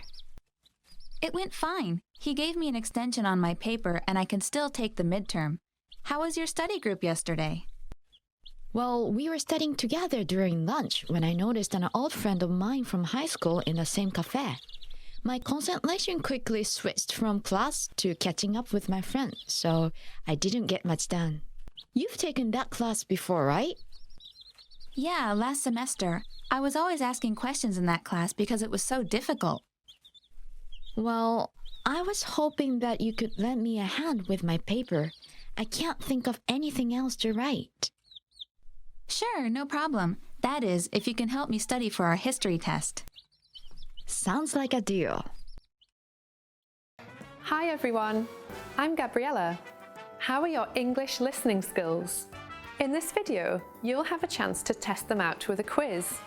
First, you'll see an image and hear a question. Next comes a short dialogue. Listen carefully and see if you can answer correctly. We'll show you the answer at the end. Are you ready? A woman is in a department store. Which floor is she going to? Excuse me, where are the children's clothes? They're on the 5th and 6th floors. Do you also have baby clothes? Yes, they're on the 6th floor. We have a lot there. Thank you very much. I'll go and have a look there. Which floor is she going to?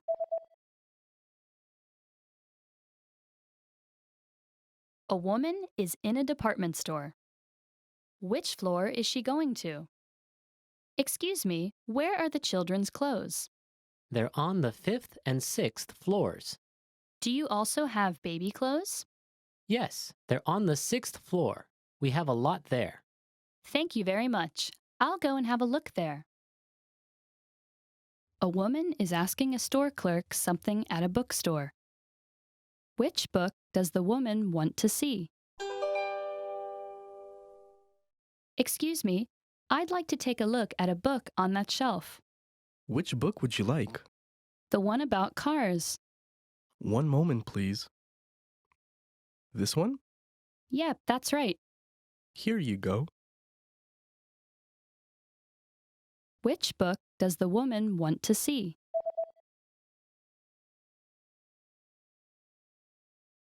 A woman is asking a store clerk something at a bookstore. Which book does the woman want to see? Excuse me, I'd like to take a look at a book on that shelf. Which book would you like? The one about cars. One moment, please. This one? Yep, that's right. Here you go. A man and a woman are looking over a menu at a restaurant. What's the man going to order? What are you going to order? The pizza looks delicious. I think I'll go with that. I had pizza yesterday, so... Okay then, what about the hamburger? Sounds good. I'll go with that. What's the man going to order?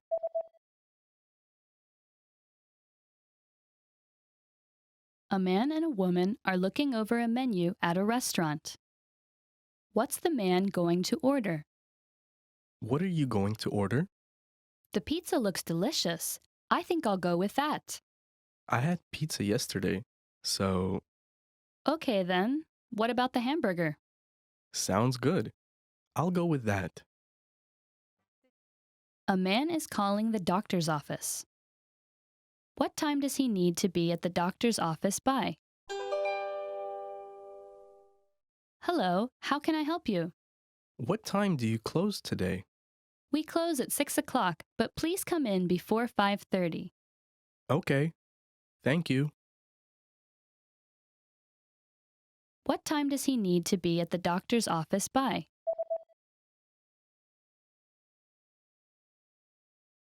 A man is calling the doctor's office. What time does he need to be at the doctor's office by? Hello, how can I help you? What time do you close today? We close at 6 o'clock, but please come in before 5:30. Okay. Thank you. Did you get it? Ma'am, may I have your first and last names? Melissa West. Thank you, ma'am. I have found your reservation. Here's the registration information. Does everything look correct to you? Yes, it seems to be correct. Excellent.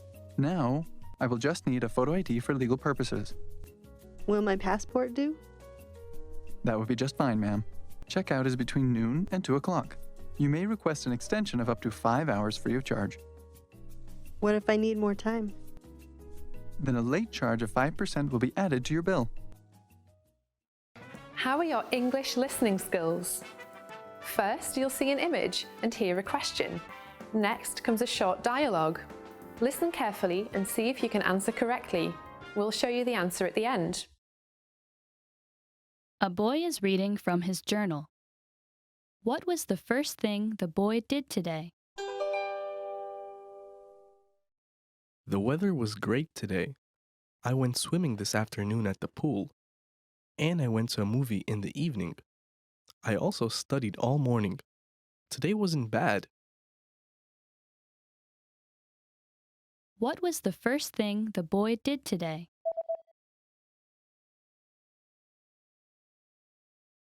A boy is reading from his journal. What was the first thing the boy did today? The weather was great today. I went swimming this afternoon at the pool. And I went to a movie in the evening. I also studied all morning. Today wasn't bad. A woman and a man are looking at a photograph. Which photo are they looking at? This is a photo of the soccer team your son is on, isn't it? Which one is your son? This one. Oh, he's the tallest one. Yep, he's even taller than the coach. Which photo are they looking at?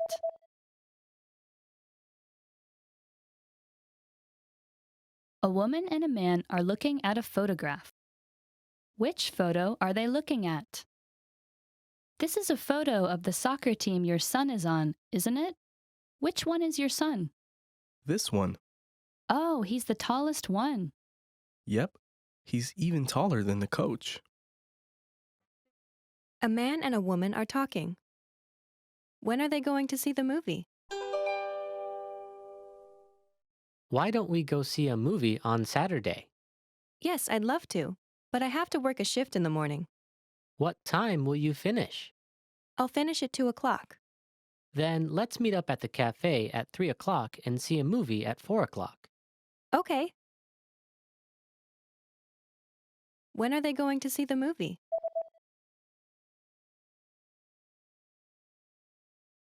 A man and a woman are talking. When are they going to see the movie? Why don't we go see a movie on Saturday?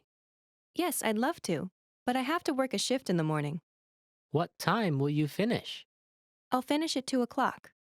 Then let's meet up at the cafe at 3 o'clock and see a movie at 4 o'clock. Okay.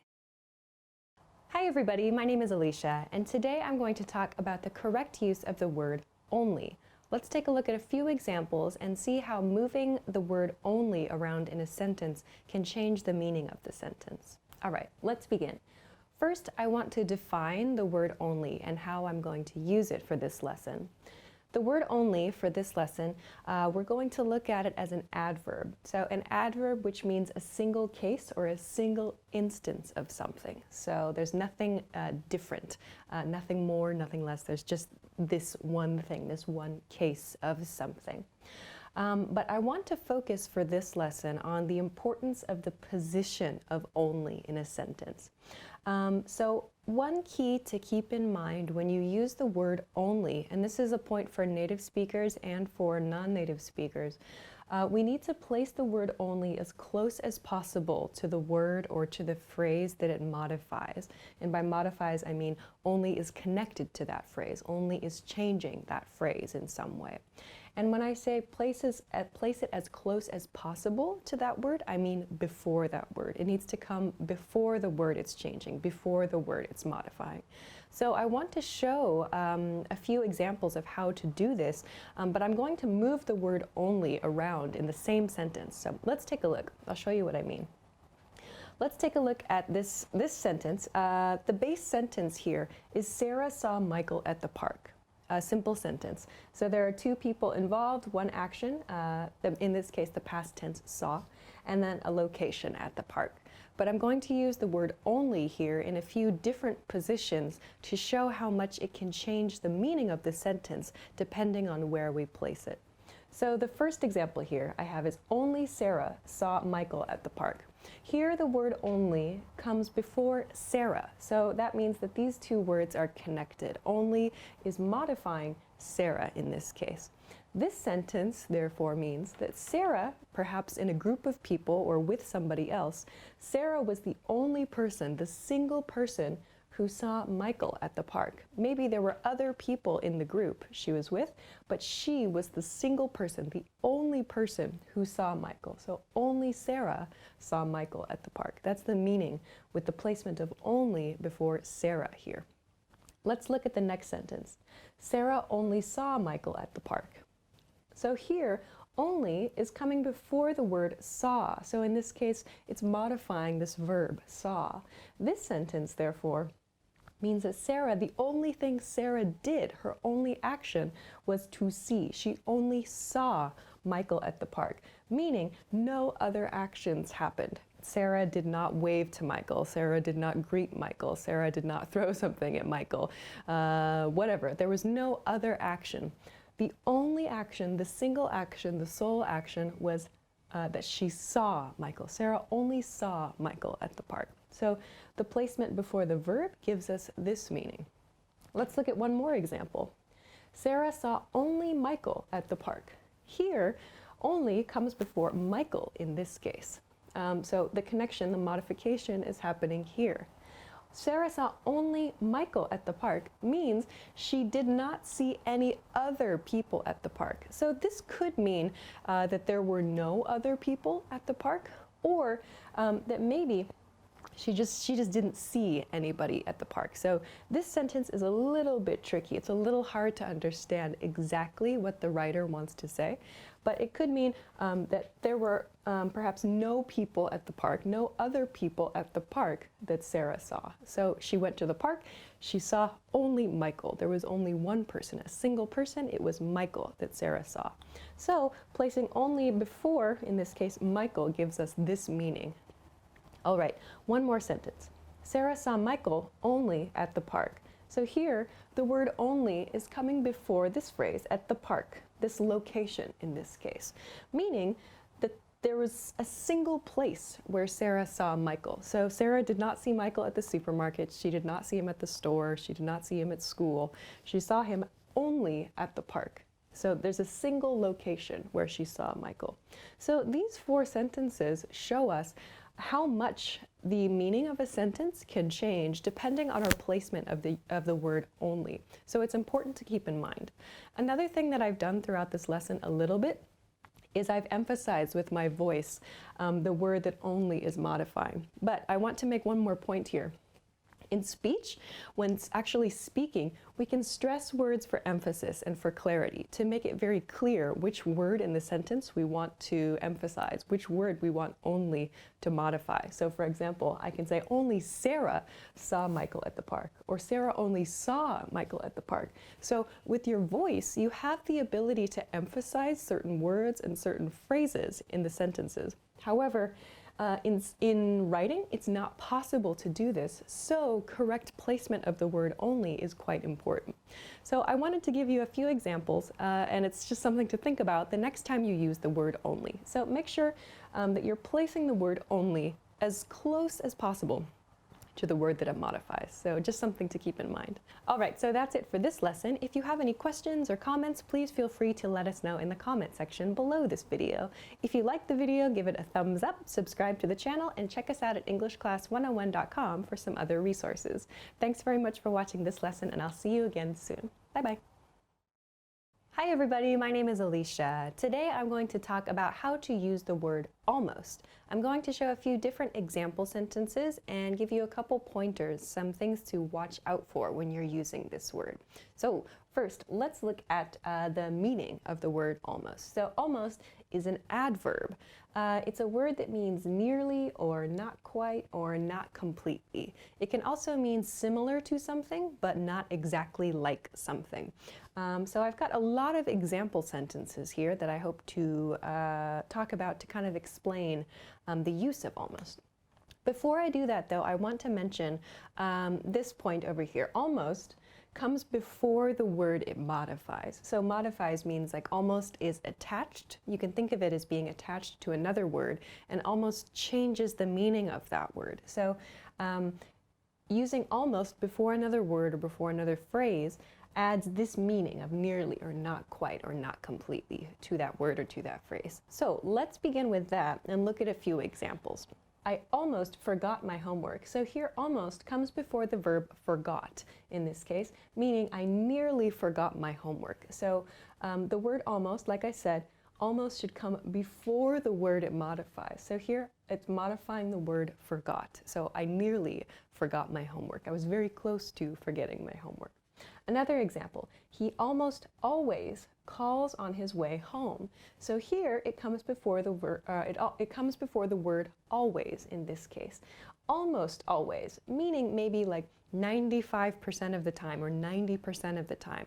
So not always, but nearly, very nearly always calls on his way home is the meaning of this sentence. Okay, let's look at another one, maybe an opposite meaning here. They almost never leave the house. So here we've got never as the word that almost is modifying. So almost never means you can think of it in terms of a percentage, for example, like 5% of the time they leave the house. Very, very close to zero, but not quite zero. So almost never, not quite never, but very near to never. The next one, you're almost finished. You're almost finished. So here almost is modifying the word finished. So in other words, you're nearly finished in this case. Maybe you're nearly finished with your job for the day, or you're nearly finished with your homework, for example. You're almost finished is the meaning here. Let's look at the next sentence then. So the next sentence is we're almost home. We're almost home. In this case, almost is modifying the word home. Home, in this case, means at your place of residence. So to be in a status of being at your place, at your dwelling, at your residence. So to be almost home means nearly at your house, in other words. So we can modify in this way. Similar to this negative I used up here with never, we've got there's almost nothing left in the refrigerator. So again, almost nothing in this case. So very nearly no things, very nearly maybe nothing to eat or no food in the refrigerator. So this sentence means there's something in the refrigerator, a few things maybe, but almost nothing. So very little of something. Okay, the next sentence shows another point that I want to make about the placement of the word almost. I mentioned in these initial example sentences that the word almost comes before the word it modifies, as we've seen so far.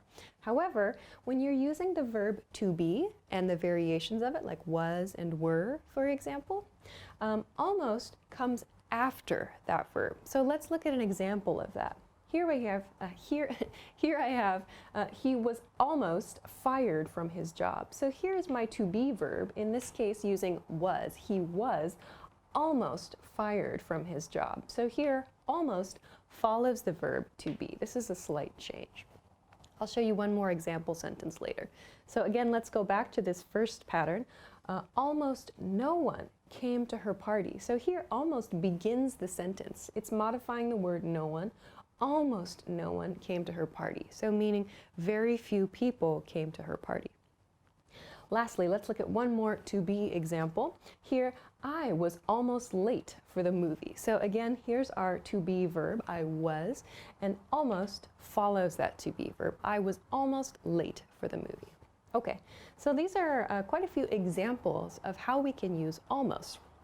I want to talk a little bit about some other ways to use almost. We use almost with time and quantity expressions. So in these cases, we use the word almost before the time or before the quantity. Let's look at some examples. For example, we've been waiting almost 2 hours. So here, 2 hours is a length of time. We use almost before that. So nearly 2 hours. Not quite 2 hours, but nearly 2 hours. The next example, I've lived here for almost 5 years. So that doesn't mean 5 years exactly, but very nearly 5 years. Same thing here. He said there were almost 5,000 people. So almost 5,000, not quite, maybe like 4,900, for example. Very nearly 5,000. Again, the recipe made almost 200 cookies. So again, not quite is the meaning here. So all of these kind of, we use this when it's easier to round up, to use like the next easily recognizable number. Like it might sound strange in the last example to say the recipe made 498 cookies. It sounds very, very specific. And it also sounds like maybe the speaker counted each individual cookie. So sometimes that's really not reasonable, or it might just sound a little bit strange. So, or also it's just sometimes not possible to count exactly how many people or how many of something were in a situation. But using almost, we can make a guess sometimes.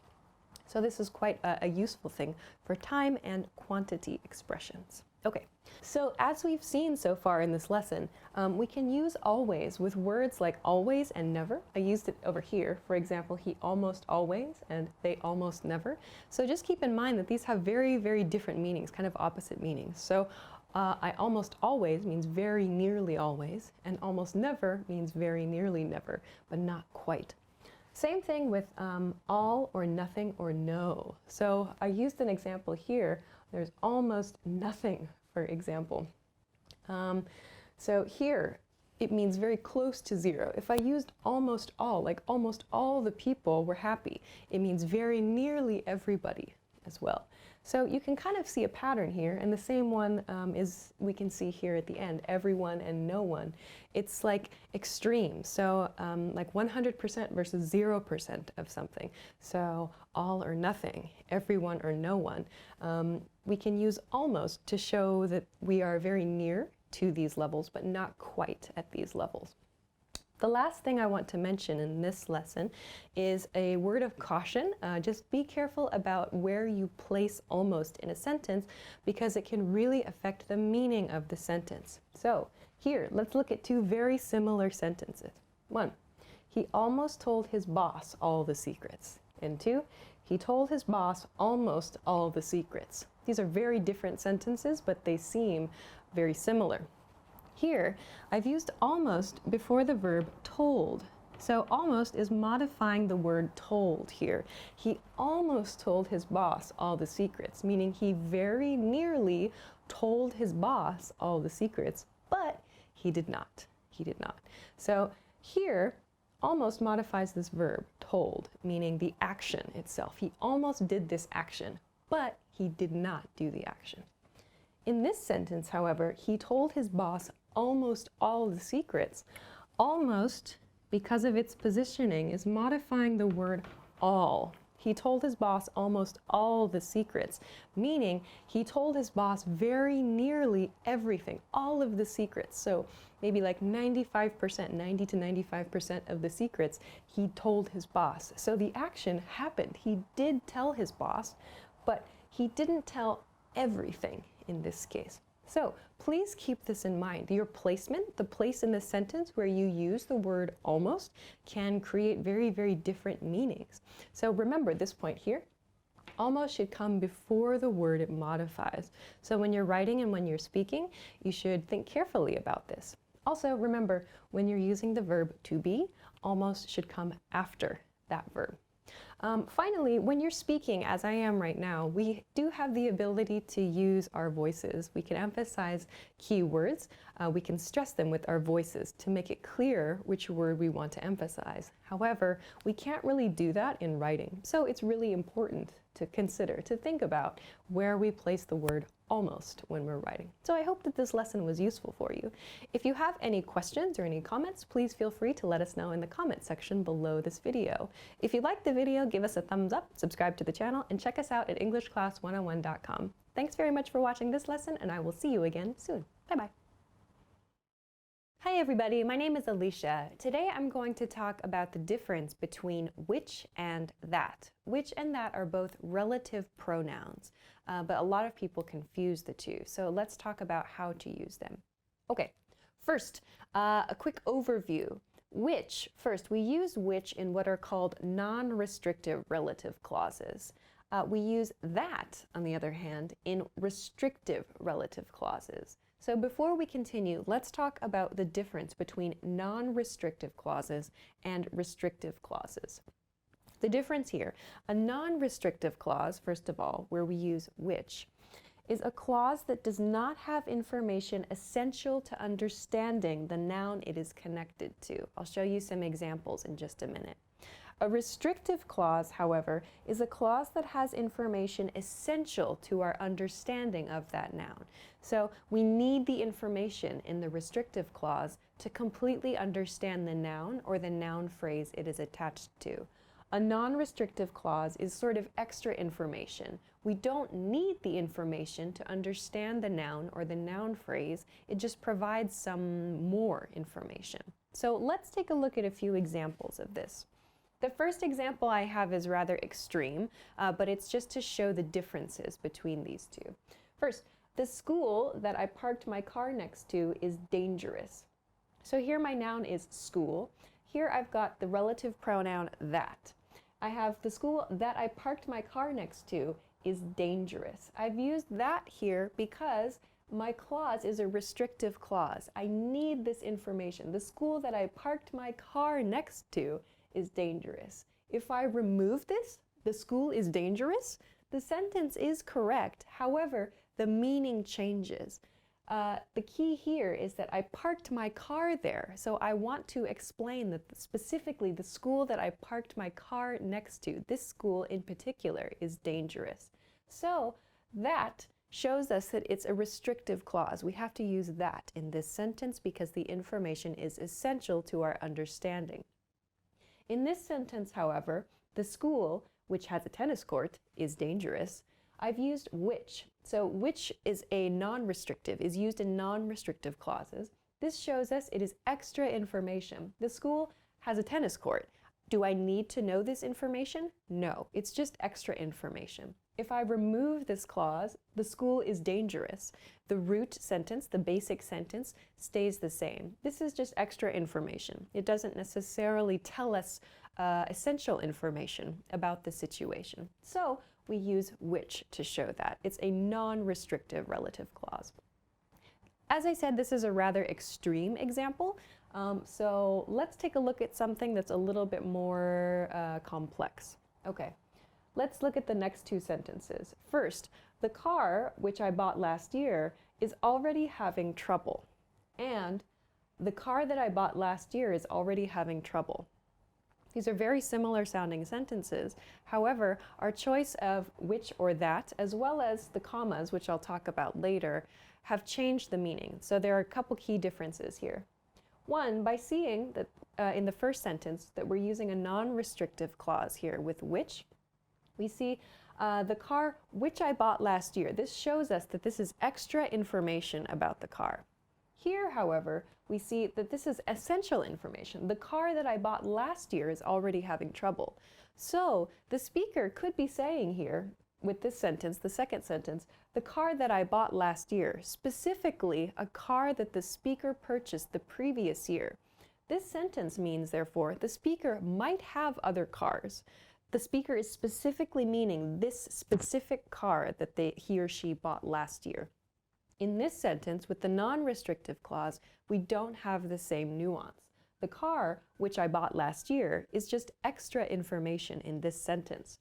So here, the car that I bought last year, this is indicating a specific car. This one, with the non-restrictive clause, it's just giving us extra information. So the speaker may or may not have another car. We don't know. So that's all I want to say about that. Okay, but a question that many people have is how do you know whether it's a restrictive or a non-restrictive clause? So this is a quick tip, a quick hint for native speakers and non-native speakers actually. Is it restrictive, non-restrictive? How do I know? To do that, remove the clause. Just take the clause out of the sentence. Is the meaning of the sentence the same? Is the sentence still grammatically correct? Is it okay? If yes, if the sentence is okay, the meaning is the same, it's a non-restrictive clause. If no, if the meaning changes, if you lose some key information, it is a restrictive clause. So this is a quick hint. If you're not sure whether to use which or whether to use that, try this test, this quick test. Just take it out and see if the meaning changes. The last thing I want to talk about here is the use of commas. So you'll notice I used commas throughout this lesson, and also when I was reading, they kind of create a natural pause around this extra information. But when do you use them? We should use commas around non-restrictive clauses. So you can see I used them here and here in the example sentences. We use commas around non-restrictive clauses only. Again, this lesson, comma, which is being recorded, comma, is about which and that. So when you're reading, it creates a natural pause. So the reader knows there's going to be like extra information there. The reader can understand through use of these commas. However, do not use commas around restrictive clauses. For example, the lesson that I just taught was about how to use which and that. This is a restrictive clause. So I mean specifically this lesson that I just taught was about how to use which and that. I should not include commas here because I'm not including any extra information. All of the information is essential. It's the same with all of the other example sentences I used in this lesson. There are no commas included because all of the information is essential. The reader needs to understand everything in one piece. You can think of it that way. Okay. So that's an overview of the differences between which and that, restrictive clauses as well, and a couple of comma tips too. So I hope that this was a useful lesson for you. If you have any questions, of course, please feel free to let us know in the comments. If you liked the video, give us a thumbs up, subscribe to the channel if you haven't already, and check us out for more good stuff at EnglishClass101.com. Thanks very much for watching, and I will see you again soon. Bye-bye. 10 ways to report speech. Let's go. Say. The first word is say. Say as a verb. Say is a very neutral word you can use to report someone's speech, to explain something someone said in the past. So, for example, he said the barbecue was canceled. Just a simple neutral report. Tell. The next verb is tell. Tell is used when one person is giving information to another, to tell someone something they did not know before. Don't say, tell me your phone number, that's weird, but like, can you tell me where the station is? Can you tell me where to buy a hamburger? Can you tell me where to pick up my new car? Like, so giving someone information they don't know, or on the other hand, explaining something one way to another person. So don't tell me what I can't do is a very good Lost reference if you've ever watched Lost. So tell. Another example sentence, my boss told me I was doing a good job. Speak. The next one is speak. Speak. So we use speak when we're talking about language ability, like I speak English, I speak Japanese. We can use speak in the past tense to report something, but it usually sounds a little more formal. So like I spoke to my boss about, or I spoke to my parents about, or I spoke to my boyfriend or girlfriend about, blah, blah, blah.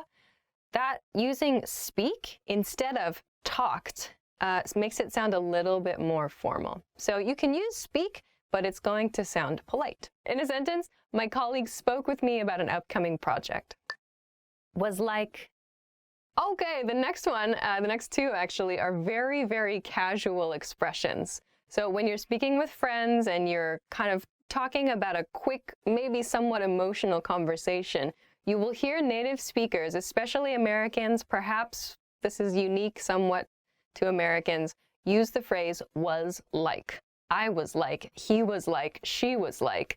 This is a very casual way to report speech. And you'll hear it often very, very quickly together. So someone will say, I was like, what? And then she was like, no. And then I was like, yeah. That's the kind of pattern you'll hear it in. Very, very quick ways to report speech, but the subject changes. I was like, he was like, she was like, we were like. This is a way to share what happens quickly. Instead of I said, he said, she said, which might sound a little too formal, we can use I was like, he was like to do that instead. So this is a really fun one. And if you can use this naturally, I think that it'll really help you sound more natural too. So in a sentence, and then he was like, I love that movie, was all The next one is also similar to was like. We have the expression was all. So was all, don't worry about all. All does not have the meaning of the whole of something or a complete something. Instead, was all, this set phrase, is used to report speech. Usually this one is used when there's some kind of emotional aspect to your conversation, or it's a little dramatic or maybe a little exciting. We use it the same way as was like, in that very, very quick style of speaking, and then he was like and I was all, and then she was like and I was all. We use those together, but I was all has a little more emphasis. I feel I tend to use it when I want to express a stronger emotion. And I was all, no way, or and I was all, what? So you can use it for those very like surprised emotions or maybe angry emotions. Was like and was all are both used in very casual situations. So in a sentence, and I was all, oh my God, me too. Talk. The next word is talk. So talk, similar to say, is a fairly neutral verb when reporting speech. You'll use it in a situation where someone is giving new information to you, but maybe it's a two-way conversation. So for example, we talked about blah, blah, blah for a topic, or my boss talked to me about blah, blah, blah. So maybe new information is being exchanged, but the conversation is two-way. There are multiple participants. With tell, it's like the nuance is sort of one person is reporting information, giving information. With talked, there's an exchange happening there. So keep in mind when you use the word talk, you will say either I talked to or I talked with someone. And then you'll usually have a topic. So I talked to my friend about blah, blah, blah. I talked to my friend about my new apartment. I talked to my boss about a raise. I talked to my dog about what dogs do. So there's some kind of exchange happening there. You'll need to use to or with when you're referring to the person or entity you're talking to, and you'll use about to refer to the subject. So you can use this one, when you want to discuss exchanges of information. So in a sentence, she talked to me about my family. Mention. Let's go to the next one. The next one is mention. Mention is used when like something is there's just one small point in a conversation, like just a little side note, or maybe it's not the focus of a conversation, but just something someone says quickly, or there's just a little thing that you hear. Oh, you mentioned something about blah, blah, blah, or you mentioned that a new project, like it's maybe not the focus of the conversation, but something that you heard a little bit about. That's when we use the verb mention. We can also use it in a statement, like please mention any skills you have on a resume. So the nuance is sort of like just a little bit of information is when we use mention. So in a sentence, our manager mentioned upcoming changes at the company. To go on and on. Okay, the next expression is to go on and on. So to go on and on means just to talk for a very long time. So maybe you have a coworker or a friend or a family member that just talks and does not stop talking. We say to go on and on. That's the expression we use. So in a sentence, the speaker at the seminar was going on and on about the topic. If you really want to emphasize it, you can say it was going on and on and on and on and on. That really emphasizes that the person continues to speak. So if you know somebody who does that a lot, you can use this expression to talk about them. According to. The next expression here is according to. According to is used actually in the news or like to officially report something. So according to sources, or according to the police, according to the government official, according to my teacher, according to my mother, these are like direct reports of information, and they're direct reports of information from a specific source. So according to the newspaper, my neighborhood has 50,000 amazing ramen shops. That's not true. But if I want to, instead of just saying my neighborhood has 50,000 amazing ramen shops, I'm giving a source for that. So according to my newspaper, this is where I got the information. So this is important to use in news, in newspapers, and any kind of official documentation. You will see and hear according to in these cases. In a sentence, according to a witness at the scene, the suspect escaped. Report. Great, so the next one is report. So report, similar to according to, we use report in more official situations. So to officially share information, like to report to the police, to report to your teacher, to report to your boss. Sometimes it means to submit documentation, like to give someone a written report. Sometimes it's to share information officially, just with your voice, to report news or to report an update. So when you want to give official information, we'll use the verb report. So in a sentence, sources in the area report that the accident was not serious. Thank goodness. All right. Top 10 must-know phrases for the restaurant. Let's get started. A table for 3, please. A table for 3, please. You tell them the number of people that you are total so that the host can bring you to an appropriate table. A table for 2, please. A table for 5, please. Could I please see a menu? Could I please see a menu? Usually menus are given to you as soon as you sit down at your table. But if that's not the case and you need to ask, this is a polite way to do it. Could I please see a menu? I'd like to try this dish. I'd like to try this dish. When looking at a menu, hopefully you'll find something you want to eat. I'd like to try this dish. Could you leave out the onions? Could you leave out the onions? If there's an ingredient in the dish that you're ordering that you don't want, you can always ask the waiter if it could be prepared without that ingredient. So for example, I might say, could I get the burger but with no cheese? Could you pass the salt? Could you pass the salt? When you're at a restaurant, especially if you're at a big table with a lot of people, you might not always be able to reach things. So you would ask, could you pass me the salt? Could you pass me the ketchup? Could you pass me another napkin? Waiter, waiter. A waiter is someone who takes your order and brings you food.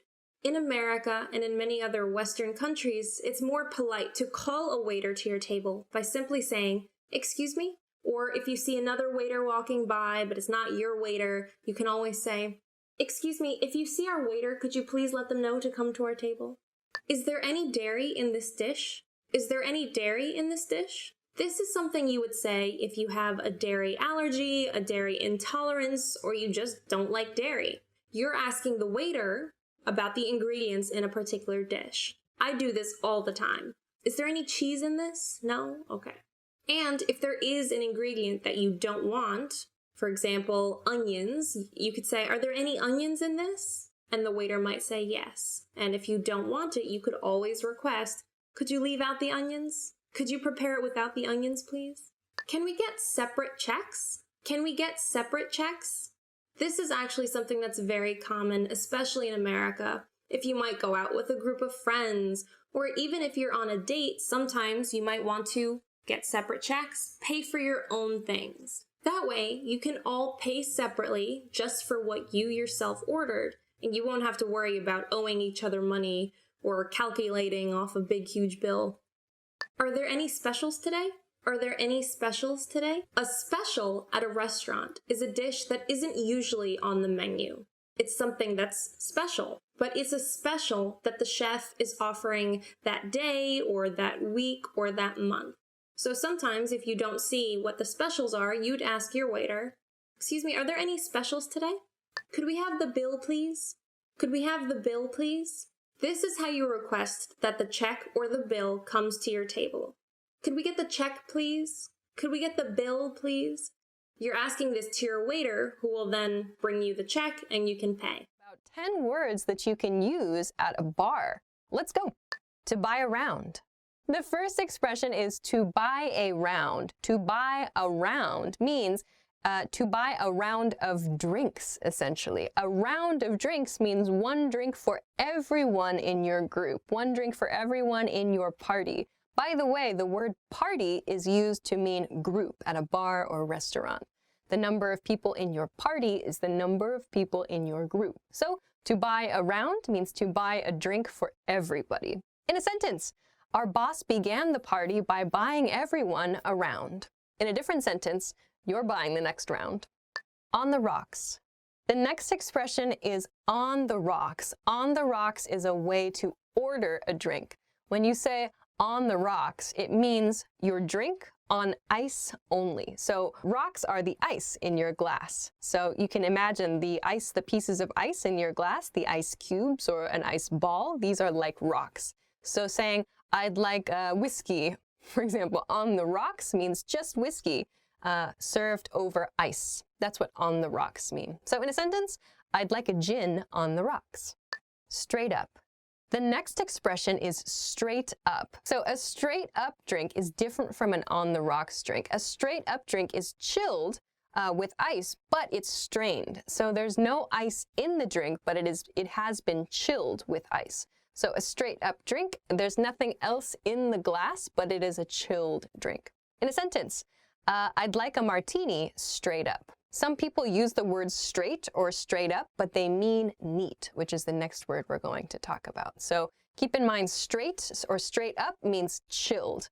That's one of the key points here. So yeah, a martini straight up is a chilled martini. Neat. So the next expression is neat. To order a drink neat means the drink is not chilled and there is no ice. It's just the alcohol. It's just the liquor. There's nothing special about it. A neat drink is only the drink. That's it. Nothing happens to it. So in a sentence, I'd like a whiskey neat. Pint. Half pint. The next expression is really two expressions. These are words you use when you order beer. They are pint and half pint. Depending on the country that you live in, pint can be a different size. They vary by a few milliliters depending on the country where you live in. A half pint then is roughly half of the pint size. So a half pint and a pint are two sizes we use to order beer. In a sentence, can I have a half pint of this stout? Chaser. The next expression is chaser. So a chaser is something you use to follow an alcoholic drink. Chasers are often used after shots. So shots are small drinks that are usually kind of strong in alcohol content, and they have a very strong taste. So some people like to have something after that. They call it a chaser. So the image is that the second drink is chasing the first drink into your body. You can think of it that way. The chaser is a non-alcoholic drink. So it could be water, it could be soda, it could be something like that. Juice, maybe. So chaser. In a sentence, shots of tequila are often followed with chasers. To be tipsy. The next word is to be tipsy. To be tipsy is a way to describe your feeling when you're drinking. So if you can imagine when you're standing straight up, when you're standing as regular, you're very confident and tall and you don't move very much. But if you feel tipsy, this comes from the verb to tip, like this. So something tips to one side or another. Think of your body in this way. So we use the word tipsy, the adjective tipsy, to describe this feeling. Maybe you're not so steady on your feet. You could tip over at any time. That's called being tipsy from alcohol. Okay. So in a sentence, let's see. I'm a little tipsy. I need some water. To be drunk. The next expression is to be drunk. So we talked about the word tipsy. So tipsy is a little bit a little unsteady, but drunk is just a mess. You're just a disaster. Maybe you're being noisy, you're being loud. It's difficult to control your body or your friend's body, whatever. So drunk is usually seen as a negative thing. So drunk expresses, it's just not pretty sometimes. So in a sentence, your friend is drunk, let's take him home. To call it a night. The next expression is to call it a night. To call it a night means to decide to finish at the bar, to go home. You're ready to be done. So here I'm going to call it, I'm going to say, this is tonight. Tonight is finished. So in a sentence, it's been a long evening. I'm going to call it a night. Means I'm going to go home. I'm done. It's a casual expression. Hangover. And then one more that you can use maybe the day after you visit a bar is hangover. So a hangover is a noun. Hangover is the word we use to describe the feelings after drinking too much. So maybe you feel sick to your stomach, you have a headache, your body is sore. There are a number of different feelings you might have when you feel hungover. To be hungover is another way to say it. But when you have a hangover, it usually doesn't feel very good. In a sentence, I have a hangover today. I'm not going drinking tonight. About the top 25 English phrases, so let's get started. The first phrase is hello. Hello, of course, is used as a greeting. You can greet your friends, you can greet your coworkers, your family with this phrase just by saying hello. Hey, hi, what's up? Hello. Sup? Yo. Pretty much any time of day you can use hello. Hello. The next phrase is good morning. Good morning is used as a greeting in the morning. You can kind of feel when morning ends for you. Good morning is nice and polite. Or even just morning with your close friends or close coworkers. The next phrase is good night. Good night is fine. We don't use this to greet other people. We use it when we're saying goodbye to other people at night. Family members, particularly mothers and fathers, to say good night to their children before they put them to bed. You can say it to your friend in a text message or in an email if you've been talking for a while. Good night. So the next word to talk about is goodbye. Use it when you say goodbye to your friends, when you leave your friends. Goodbye. Bye, of course. Take care. Have a nice day. Peace out. That's another way to say goodbye. Okay, the next phrase is I'm plus your name. Of course, this is a way to introduce yourself. You can use I'm, in my case, Alicia. I'm Alicia to introduce yourself in any situation. New friend, I'm Alicia. Okay, the next phrase is what's your name? What's your name is used to ask someone else what their name is. So, what is your name sounds a bit, try to use what's your name. If you forget someone's name, you can say sorry, what's your name? Or sorry, what's your name again? Next phrase is nice to meet you. Nice to meet you anytime you meet someone new. Nice to meet you is fine. Good to meet you is a little more casual. Great to meet you sounds very excited. Pleasure to meet you sounds like maybe a formal situation or a business context. Okay, the next phrase is how are you? How are you is just a friendly way to check in with the other person. You can use it with friends, your family, your coworkers, maybe even your boss to a certain degree. How are ya? How you doing? The next phrase is I'm fine, thanks. And you? If you saw English in 3 minutes, we talked a lot about this phrase. Instead of I'm fine, thank you, and you, say I'm good, thanks. How are you? Just shorten it, make it a little bit more natural. How are you? Good. How are you? Great. How are you? Not so good. How are you? Okay. And so on. So when someone says, how are you? I usually say, I'm good. This week, I blah, blah, blah. Give some information about what you've been up to. Maybe a hobby, something that you did recently, an event, something interesting you saw, whatever. People want to make that connection with you, and it's a good chance for you to continue speaking. The next word is please. Please is a polite phrase used when you want something from someone else. You can use this as a response when someone offers you something, like in a restaurant, for example. Would you like more water? Would you like something to drink? Oh, please. The next phrase is thank you. Thank you is used to express your appreciation. You can use thank you with everybody. The next phrase is you're welcome. You're welcome. When someone says thank you, you can say you're welcome. No biggie. I use no biggie as in no biggie is short for no big problem. The next word is yes. Yes, of course. Yes means is any positive expression. Someone asks you a question and the answer is a positive answer. You say yes, yep, yeah. Oui. No. Next, I'm guessing I know it. Yep. The next word is no. No is a negative response to something when you have to give a negative answer. So as you can probably guess, the long form of no is negative. I like to use nope. It's very, very casual. Not gonna happen. My parents would use that with me. To soften that a little bit, if you want to show a negative response to something, like let's go out for dinner tonight. What do you want to do? Like, do you want to go out? Not really. No, I don't think so. To soften it. The next word is okay. Okay. This word comes from copy editors. Okay. When they had to check a manuscript, they had to label the manuscript all clear, AC. But because they were copy editors and they have a very, very sick sense of humor, they thought they would mark it okay for all clear to make a joke because O and K do not start all and clear. But it caught on among everybody in the world. Anyway, okay is used to agree with somebody else. Well, it can be used actually to express a positive or kind of a slight negative, I feel. Transitioning in your conversation, you can say, okay, now we're going to talk about blah, blah, blah. Okay, the next phrase is excuse me. Excuse me, it's used to get someone's attention in English when you don't know the other person. For example, in a store, a supermarket, maybe a stranger on the street, you need to ask directions. You can use excuse me. You can use excuse me in the supermarket. Excuse me, can you tell me where the hot sauce is? If you've done something rude in public, you can use excuse me. I personally do not do rude things in public ever.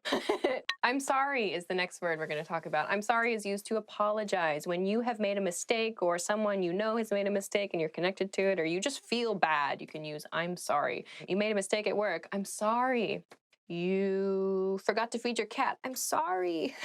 Sorry about that. You bumped someone next to you. Oh, sorry. What time is it is the next phrase when you need to check what time it is. What time is it? When you ask someone else what time it is, maybe you say this to yourself too. Check your watch, check your phone, check a clock. Pretty straightforward phrase. There aren't really any short versions, so that's an easy one. Where is the plus a location. So you can use this for a building or a store. We're not going to use this where is the for a place, a city name or a state name or a country name. To do that, you would need to remove the. But where is the bank? Where is the post office? You can use this to ask directions, to ask for help in your house or at work. Where is the copy machine? Where is the file I need? Where is the blah, blah, blah? Where is the bathroom is perhaps a very important question to know. The next one is, may I use the restroom? May I use the restroom is a polite and soft expression that you can use if you need to use the toilet, you need to use the washroom. And when you're at someone's house for the very first time, when you're in a place that is new to you, you can ask, may I use the restroom? More casually, can I go to the bathroom? To be very polite, you can say, may I go to the bathroom? The next phrase is, I would like to order something. You can use this at a restaurant probably, or in any situation where you need to place an order. I'd like a pizza. I'd like a beer. Can I get the check, please? This will be used at a restaurant. When you've finished your meal and it's time to go, can I get the check, please? In a very, very casual situation, you can just say, check, please. That's fine. The next phrase is see you soon. See you soon is used with friends and family members, perhaps, when you expect to see them again soon after saying goodbye to them. This is used at the end of the conversation. You're going separate directions. You say, see you soon. See ya is also good, or just see you. To make it a little more formal, you can say, I'll see you again soon. Make a full sentence out of it that way. The next phrase is see you later. See you later is very similar to see you soon, but the point is with see you later is that you're probably going to meet that person again later on in the same day. The last phrase is really. Really is a very useful word because you can use it to show you are interested in a conversation with upward intonation. Really, really, tell me more. Or to show that you're not so interested in the conversation with downward intonation. Really. So there are many other words that you can use similar to really in this way, like seriously or oh, and so on. So it's a really good practice for your intonation. Ways to say hi. This should be fun. Let's get started. First is yo. This one is a little bit casual, in case you couldn't tell. Used for close friends, maybe family members if you have kind of a silly relationship with them. Just quick, short, easy to do. In a sentence, yo, how's it going? Howdy. Howdy, traditionally associated with cowboy culture, I suppose. You should play a banjo maybe, or you've just gotten off a horse. I don't know. I use howdy from time to time. Howdy. Howdy. Howdy. Howdy. Dun, dun, dun, dun, dun, dun. That was my banjo. Yeah, in a sentence you might say, howdy folks. Welcome to the barbecue place. Next is hey. Hey is a good, friendly phrase. You can usually use hey with a wave and smile, look happy. If you don't, people might think that you're down in the dumps. People might think you're not in a very good mood. In a sentence, hey, I heard you got engaged last week. Congratulations. Something like that. It's usually kind of a cheery, happy expression. All right, next is what's up.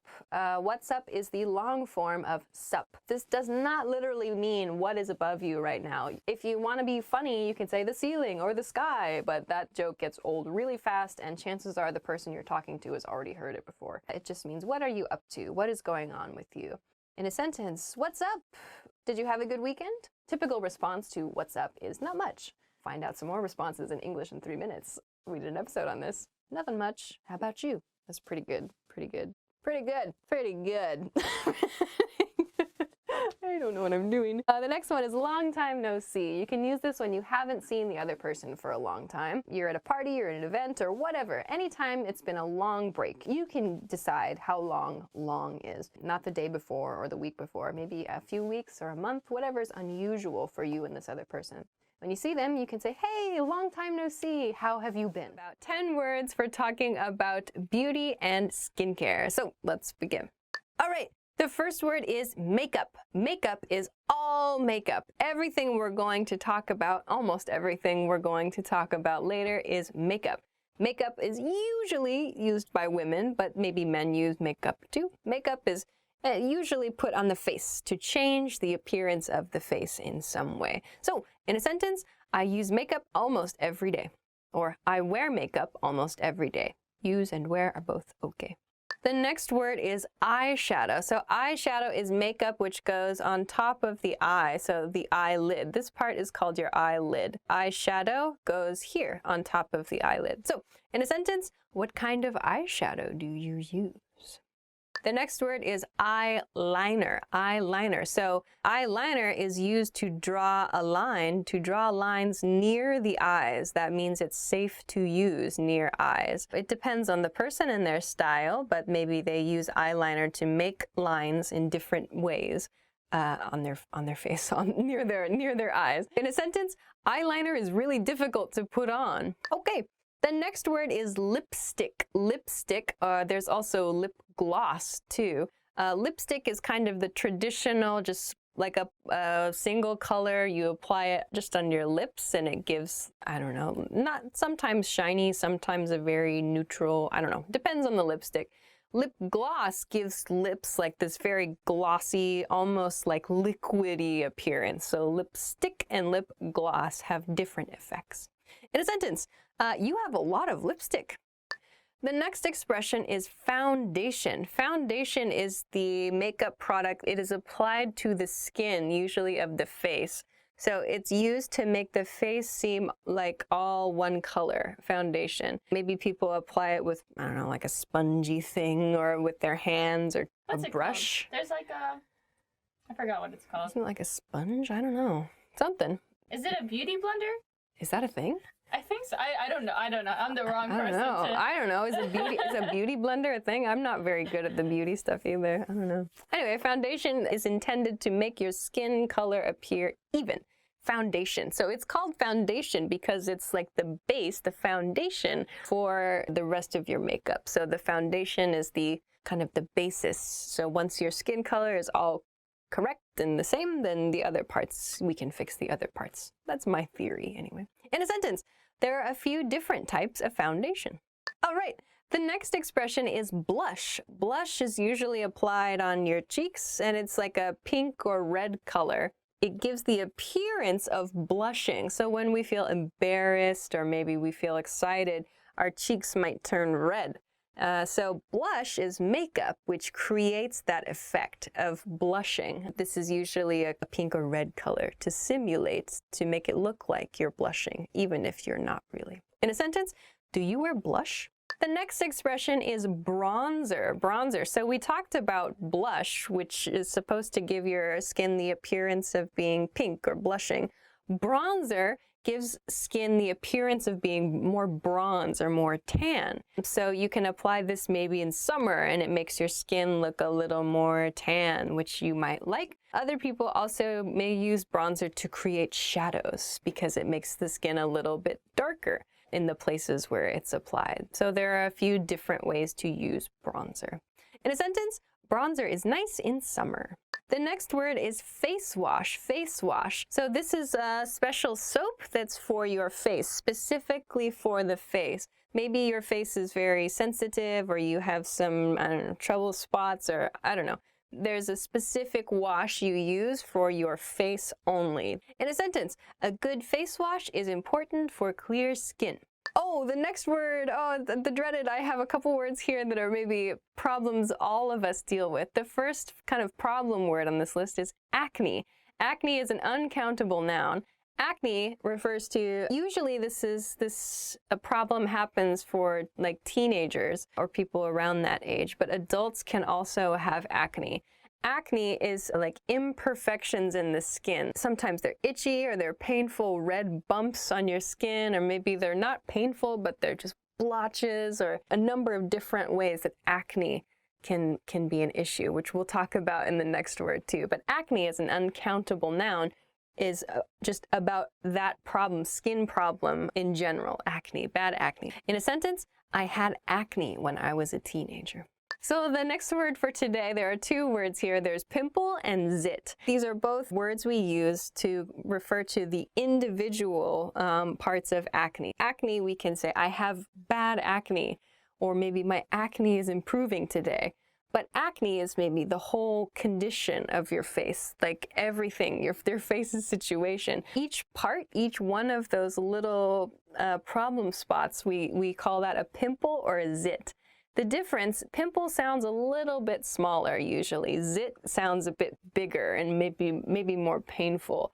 But either way, pimples and zits are both words we can use to describe acne. So in a sentence, I hate getting pimples. 10 words you can use to talk about hygiene or cleanliness. So let's begin. To wash your hands. The first expression is to wash your hands. To wash your hands is with soap and water in the restroom somewhere. So wash your hands before cooking, or wash your hands after using the toilet, for example. In a sentence, wash your hands after using the bathroom. To shower. The next expression is to shower, or maybe you prefer to take a bath. So to shower is usually standing up, though you can do it sitting down depending on the country you live in, I suppose. To shower is that, the water just hits you continuously. To take a bath is you sit in the bathtub. You sit down and you are surrounded by water. That is a bath. Surrounded by water. Sitting down surrounded by water in your home on purpose is a bath. If it's not on purpose, you should probably call a plumber. Because that is not a bath, that is an emergency. Ooh, all right. In a sentence, I shower every day, or I love taking a bath every once in a while. To brush your teeth. The next expression is to brush your teeth. To brush your teeth. So with a toothbrush, usually in the morning, maybe at night as well, you brush your teeth, you clean your teeth. In a sentence, make sure to brush your teeth in the morning. To style your hair. The next expression is to style your hair. To style your hair means to arrange or to fix your hair the way you like it. So today I styled my hair like this. You styled your hair like that. Tomorrow maybe I'll style my hair in a ponytail. I probably won't. Maybe you can style your hair in a mohawk, or in a faux hawk, or in a bouffant. Bouffant, that's that. Focus. Oh, yeah, it's focusing. Yeah, that's a bouffant. All right, so to style your hair. In a sentence, it takes a long time to style my hair. That's true. My hair is naturally explosive, and so I have to straighten it before like everything. And then as soon as humidity gets it, it goes, and it makes that sound too. To shave. The next expression is to shave. To shave is to remove hair, like if you're a man, here usually. To remove the hair here with a razor, with another, like a blade of some kind, or maybe you remove body hair or hair on your legs, whatever. We use the verb to shave with a razor. In a sentence, shaving is a pain, for sure, meaning shaving is troublesome. soap or cleanser. The next word is soap or cleanser. So soap is just used to clean your skin or, yeah, to clean your face maybe, to clean your hands. We do not use soap for the stuff you use to clean your teeth. Soap is used for like body cleaner or maybe what you use to wash your clothes. So soap or body cleanser. In a sentence, I like nice smelling soaps and cleansers. That is true. Who does not? Deodorant. The next word is deodorant. Deodorant. So deodorant is the product you might put on your body to prevent unpleasant smells. So usually it goes in this region. So this is called the armpit, this region. So arm and then pit. So like, yeah, kind of this cave-ish area in your arm. We call it the armpit. But it's common to apply deodorant here. You might put it in other areas on your body. But the goal is to prevent bad smells or to, in some cases, just stop sweating completely. So this is deodorant. Well, deodorant actually, if I'm going to be strict here, deodorant is used to stop unpleasant smells. Antiperspirant is used to prevent sweating. So perspirant comes from perspire. So to perspire means to sweat.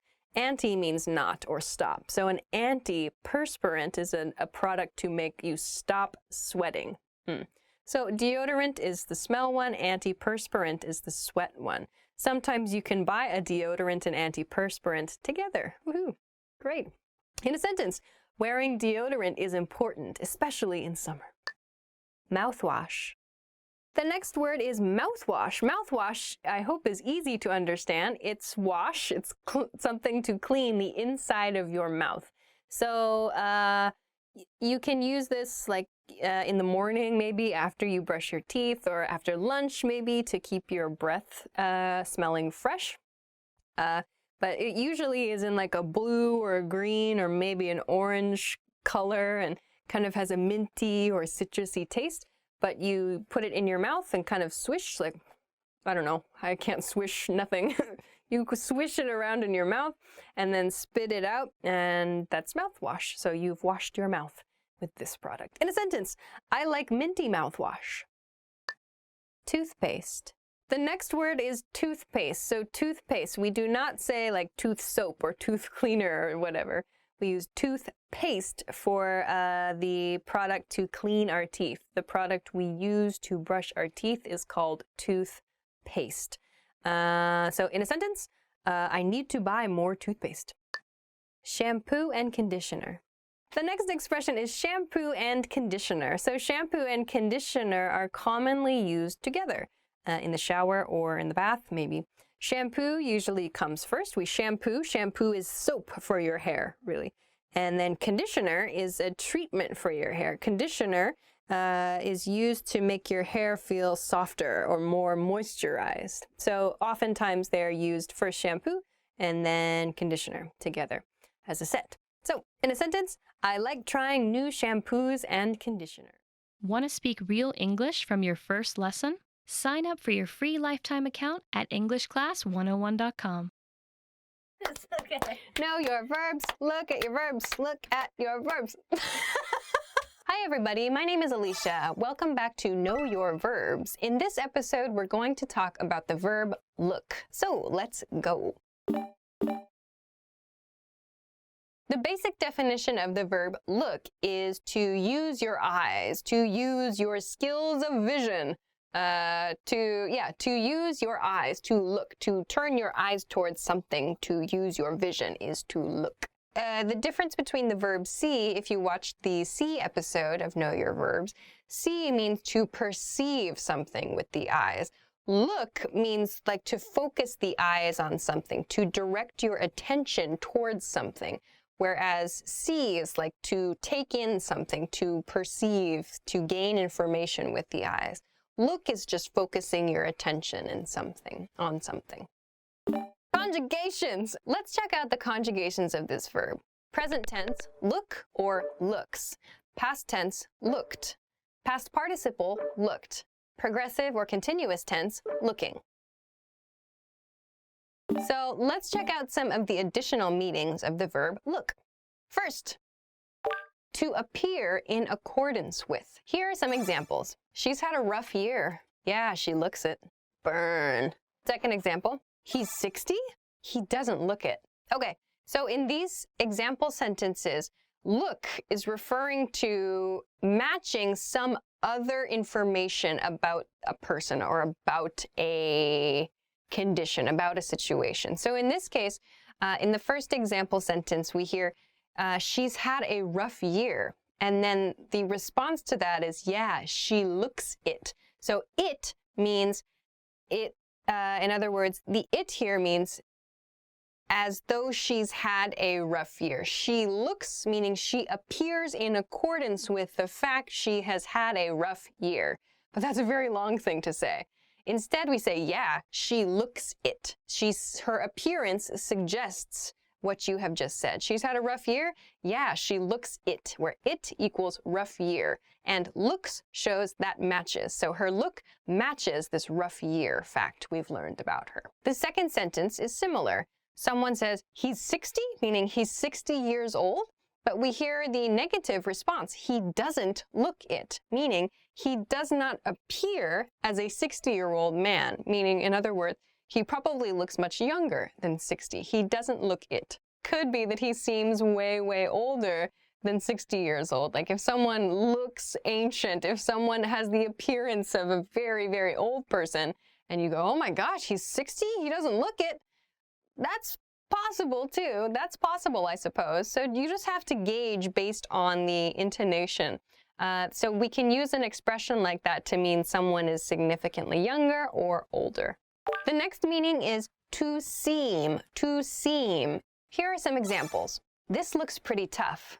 This is looking like it's going to be easier than I thought. In these example sentences, we can replace the verb look with seem, and the meaning stays the same. So this looks pretty tough has the same meaning as this seems pretty tough. So to seem and to look have the same meaning in these examples. In the second example sentence, we saw, this is looking like it's going to be easier than I thought. We can replace looking with seeming, and the meaning stays the same. This is seeming like it's going to be easier than I thought. So both of these, we can simply replace the verb, and we have the same meaning in these cases. So look means to seem. Why would you use look instead of seem? What is the difference here? For me personally, I think seem sounds slightly more formal than look. I would not use seem in most cases. I would say looks in most cases when I want to say seem. If I want to sound slightly more formal or slightly more polite, I would probably use seem. This seems to be the problem. What seems to be the problem? Instead of what looks like the problem. Look, or looks like this one's your problem. Like look sounds like not nearly as formal. All right, next is to have in mind as a goal. To have in mind as a goal. Here are some examples. We're looking to buy a new car by the end of the month. He's looking to complete his job transfer by next month. So both of these sentences define a goal. They explain a goal. We're also using the progressive form of looking. So that means we are in the progress of working towards a goal or in the progress of completing a goal. In the first example sentence, we're looking to buy a new car by the end of the month means our goal is to buy a new car by the end of the month, and we are currently trying to do that. But this is quite a long expression, so instead we use look. We are looking to buy a new car. I suppose we could replace this with the verb aiming to. We're aiming to buy a new car. Aiming.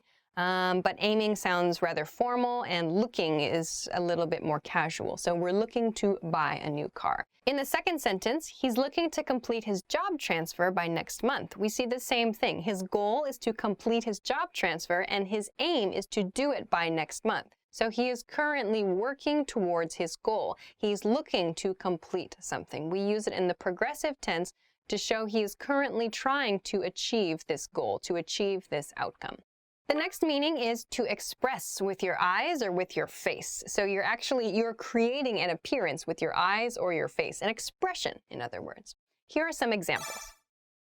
She looked surprised. They look pretty angry. Here, both of these examples are talking about an expression, a facial expression, or some appearance that is created with the face or with the eyes. So in the first example, we see she looked surprised in past tense. This indicates that with her face, something about her face or her eyes showed surprise. She created a surprised face with her facial expression, in other words. So she looked surprised. In the second example, they look pretty angry, present tense. They look pretty angry means their facial expression appears angry.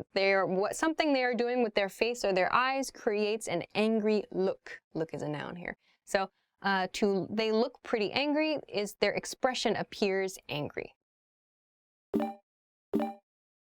Let's go on to some variations of this. How can we pair other words with look to create a new meaning? First is look into, look into.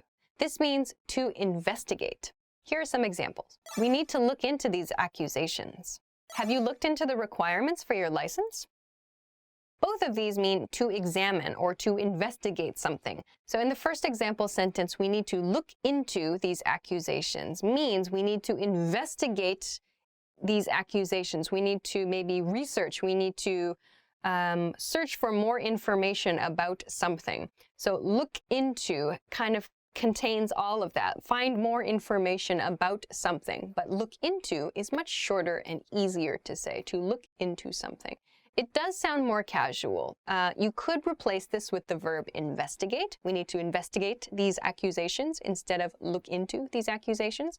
Investigate sounds more formal than look into.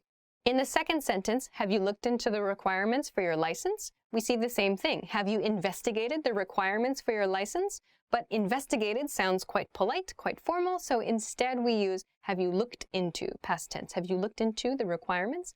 Past tense shows investigation, but it doesn't sound so formal as investigate. The next variation is look the other way. Look the other way. This means to direct your attention away from something unpleasant. Here are some examples. You can't just look the other way while your boss mistreats the employees in your company. We shouldn't look the other way when our fellow humans are in trouble. So these example sentences show the use of look the other way, meaning to look away from something unpleasant. In the first example about a boss mistreating employees in a company, it means we can't just turn our attention away from the mistreatment of the employees in the company, or we should not do that. That's a bad idea. We should not direct our attention away from this unpleasant situation.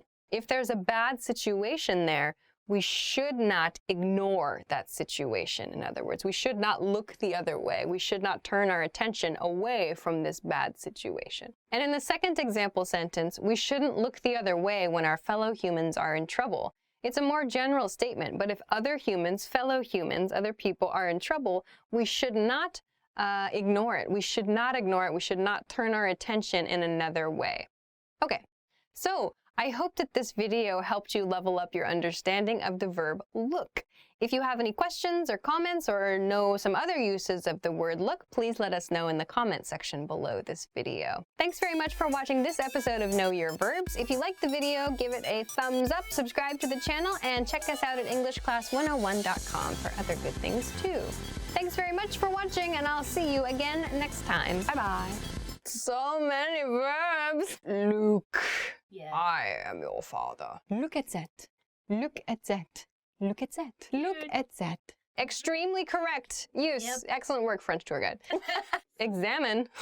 I looked away. I went, I didn't realize how much I used the verb look. Oh my gosh. Oh my gosh. Look. Hi everybody, my name is Alicia. Welcome back to Know Your Verbs. In this episode, we're going to talk about the verb keep. Let's get started. The basic definition of the verb keep is to have in possession. So like to own something or to hold something is to keep. Here are the conjugations for this verb. Present tense, keep, keeps. Past tense, kept. Past participle tense, kept. Progressive tense, keeping. Now let's talk about some additional meanings of this verb. The first additional meaning for this lesson is to stop something from going somewhere. This can mean to stop a person, like from leaving or from going to another place, or to stop an object from moving or from going somewhere. Let's look at some examples. Is our manager at the office? Can you keep her there for 10 more minutes? Okay, next one. Keep that car inside the gates. So don't let it go outside the gates. Keep it inside the gates. Meaning number 2, additional meaning number 2 for the verb keep, to cause to remain in a condition or to cause to remain in a situation. Let's look at some examples. Sorry to keep you waiting.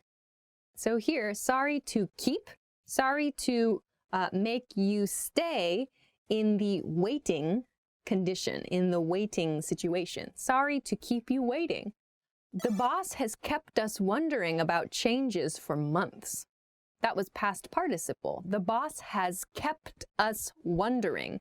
So we remain in the state of wondering here. The boss has kept us wondering for months. So has caused us to wonder continuously for a period of months is the meaning of this sentence. Meaning number 3 for this lesson is just to stay or to continue something. So this is a very broad example.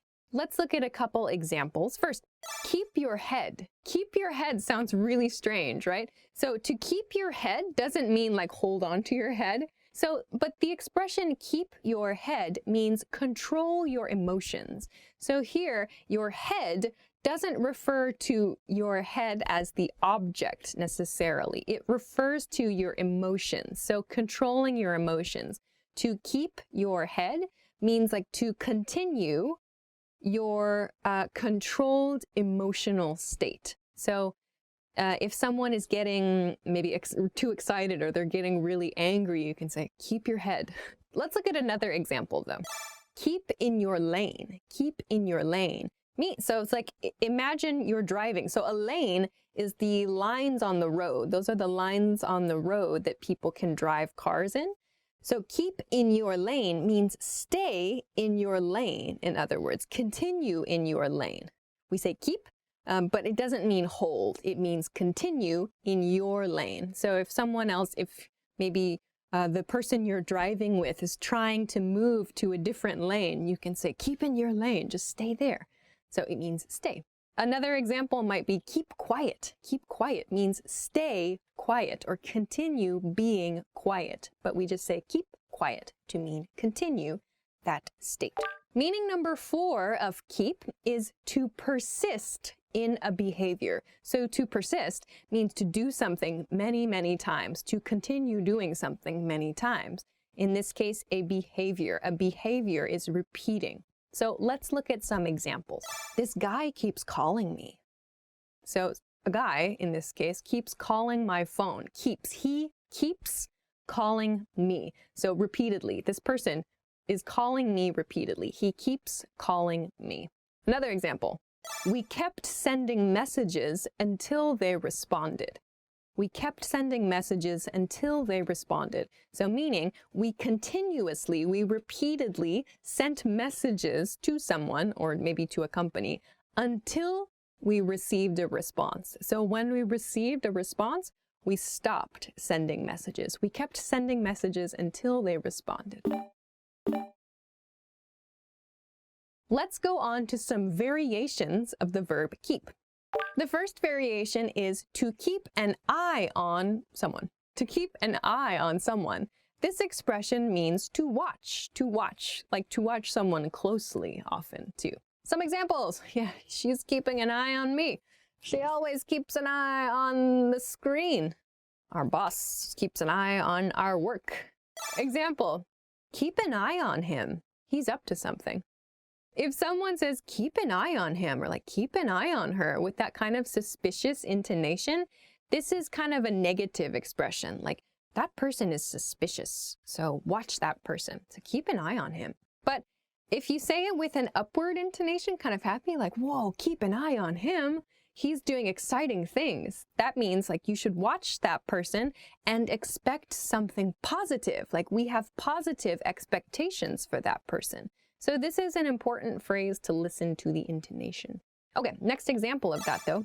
I'm keeping my eye on you. I'm keeping my eye on you. So again, this is an expression where intonation is important. I'm keeping my eye on you and I'm keeping my eye on you have very different meanings. So I'm keeping my eye on you with that downward intonation sounds suspicious. I'm suspicious of you. I'm keeping my eye on you. If, however, we emphasize you with that kind of upward intonation in the sentence, I'm keeping my eye on you, it sounds like I'm expecting good things from you. I'm going to watch you with positive expectations.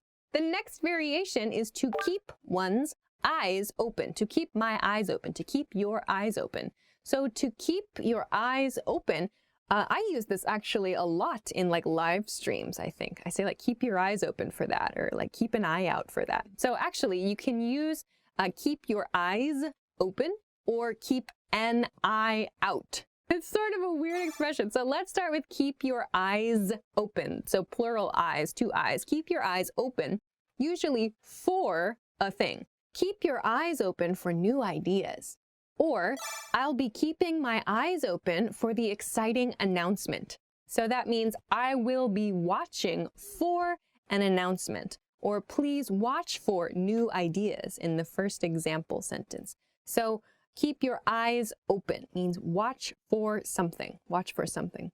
The expression keep an eye out for means the same thing, but we use the singular eye. So keep an eye out for new ideas. Keep an eye out for an exciting announcement. We can use either the singular or the plural, I or eyes. So, did you learn a little bit more about the word keep? I hope so. If you have some other meanings, or if you know some other variations, have any questions, or if you want to try to make an example sentence, please feel free to do so in the comment section. Of course, if you like the video, please give us a thumbs up. You can subscribe to the channel, and you can check us out for more good resources at EnglishClass101.com. Thanks very much for watching this episode of Know Your Verbs, and we'll see you again soon. Bye! Hi everybody, my name is Alicia. Welcome to Know Your Verbs. In this episode, we're going to talk about the verb see. So let's get started. So the basic definition of see is to perceive with your eyes. So this really means to use your eyes to get information. You use your eyes to look at things, to maybe understand things, to gain knowledge by looking at things. By using your eyes, focusing your eyes on things, you can learn things or gain information, gain knowledge. So this is to perceive. But the basic definition, though, is just to perceive with your eyes, to use your eyes to perceive, to gain information, to gain knowledge. Okay, let's see the conjugations for the verb see. See, sees. Saw, seen, seeing. Let's talk about a few additional meanings of the verb see. First one. To form a mental picture of. To form a mental picture of means to use your mind to create an image. So see has the meaning of creating an image in your mind. For example, I can see my childhood home clearly. It was one story and had a big yard. What do you see when you close your eyes? So in these example sentences, we're not actually using our eyes to see something. In this use of the word see, we are imagining it, and in our minds, we are making a picture. So we're not actually using our eyes to see these items.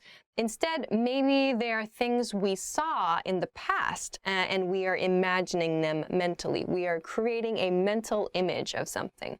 So when I say, I can see my house clearly, my childhood house, it means in my mind, I can form a clear image of the house in my mind. In the question, what do you see? It means when you close your eyes, what's the mental image that appears in your mind? So see is used to create mental images, to refer to creating mental images here. Next is to examine or to watch. So in this use of the verb see, there's sort of the nuance of an expectation. We want to use our eyes to watch something as it changes, or to examine a change as it happens, to examine a behavior. Let's see how the team does in today's match. I can't wait to see what the neighbors do when they realize we bought a pool. In the example of let's see how the team does in today's match, we are talking about using our eyes, our actual eyes, perhaps, if we are actually watching the match. If we go to the game or we see the match on TV, perhaps we are using our eyes. However, if we don't go to the match and we read the score from the game, or we hear on the radio something about the game, or we hear the results of the game, we can still use the verb see. See has this nuance of examining something. So we're expecting some result. So let's see, in this case, doesn't only mean using your eyes to examine. It can mean to examine maybe the results of the results of something, to examine the outcome of something. In the second example sentence, let's see how the neighbors react. We see the same thing. So it's the same sort of nuance. We are expecting a reaction. We are going to watch for a reaction from the neighbors when they realize we bought a pool. So we want to examine their reaction. We want to examine an outcome. We can use the verb see, though maybe we use our ears. Like if the neighbor says, "Oh my gosh, they bought a pool," that's sort of examining. You're waiting for a reaction there. We can still use the verb let's see, the expression let's see, to talk about that. So let's see what happens next, for example. Next one. To make sure. Please see that this task is finished. He saw that all the arrangements had been made. In these sentences, the verb see is used to mean make sure, or to confirm something, to ensure something. In the first one, please see that this task is finished, we could replace the verb see with make sure. Please make sure that this task is finished. So that's a very clear sentence. Please see is just a shortened way of saying make sure. Please see that this task is finished. Please ensure that this task is finished. We can replace the verb here. The second example sentence is the same. He saw that all the arrangements had been made. So he made sure that all the arrangements had been made. In these example sentences, see is replacing the expression make sure or ensure. So we can use see to mean the same thing. It's just a shorter way of saying make sure. Next. To find acceptable or attractive. What do you see in him? What do you see in her? I don't understand what you see in this restaurant. It's terrible. What are the qualities you perceive in that person, or the qualities that you can detect in that situation? What are the good points you identify there? We can use the word see to sort of communicate that quickly and easily. So what do you see in him? What do you see in her? Is a much shorter way of saying, what do you find attractive about him or her? What do you find appealing about him or her? Or what characteristics of that person attract you to that person? Saying, what do you see in him? What do you see in her? Is a much shorter way of saying, what qualities do you find attractive in that person? The same thing in the restaurant example. I don't understand what you see in this restaurant means I don't understand what it is that you like about this restaurant. I think it's bad. So instead, we shorten it to I don't understand what you see in this restaurant. So see means finding something attractive or interesting or appealing in some way. Now let's talk about some variations, so some slight changes or some additions to the verb see that change the meaning. First is see through.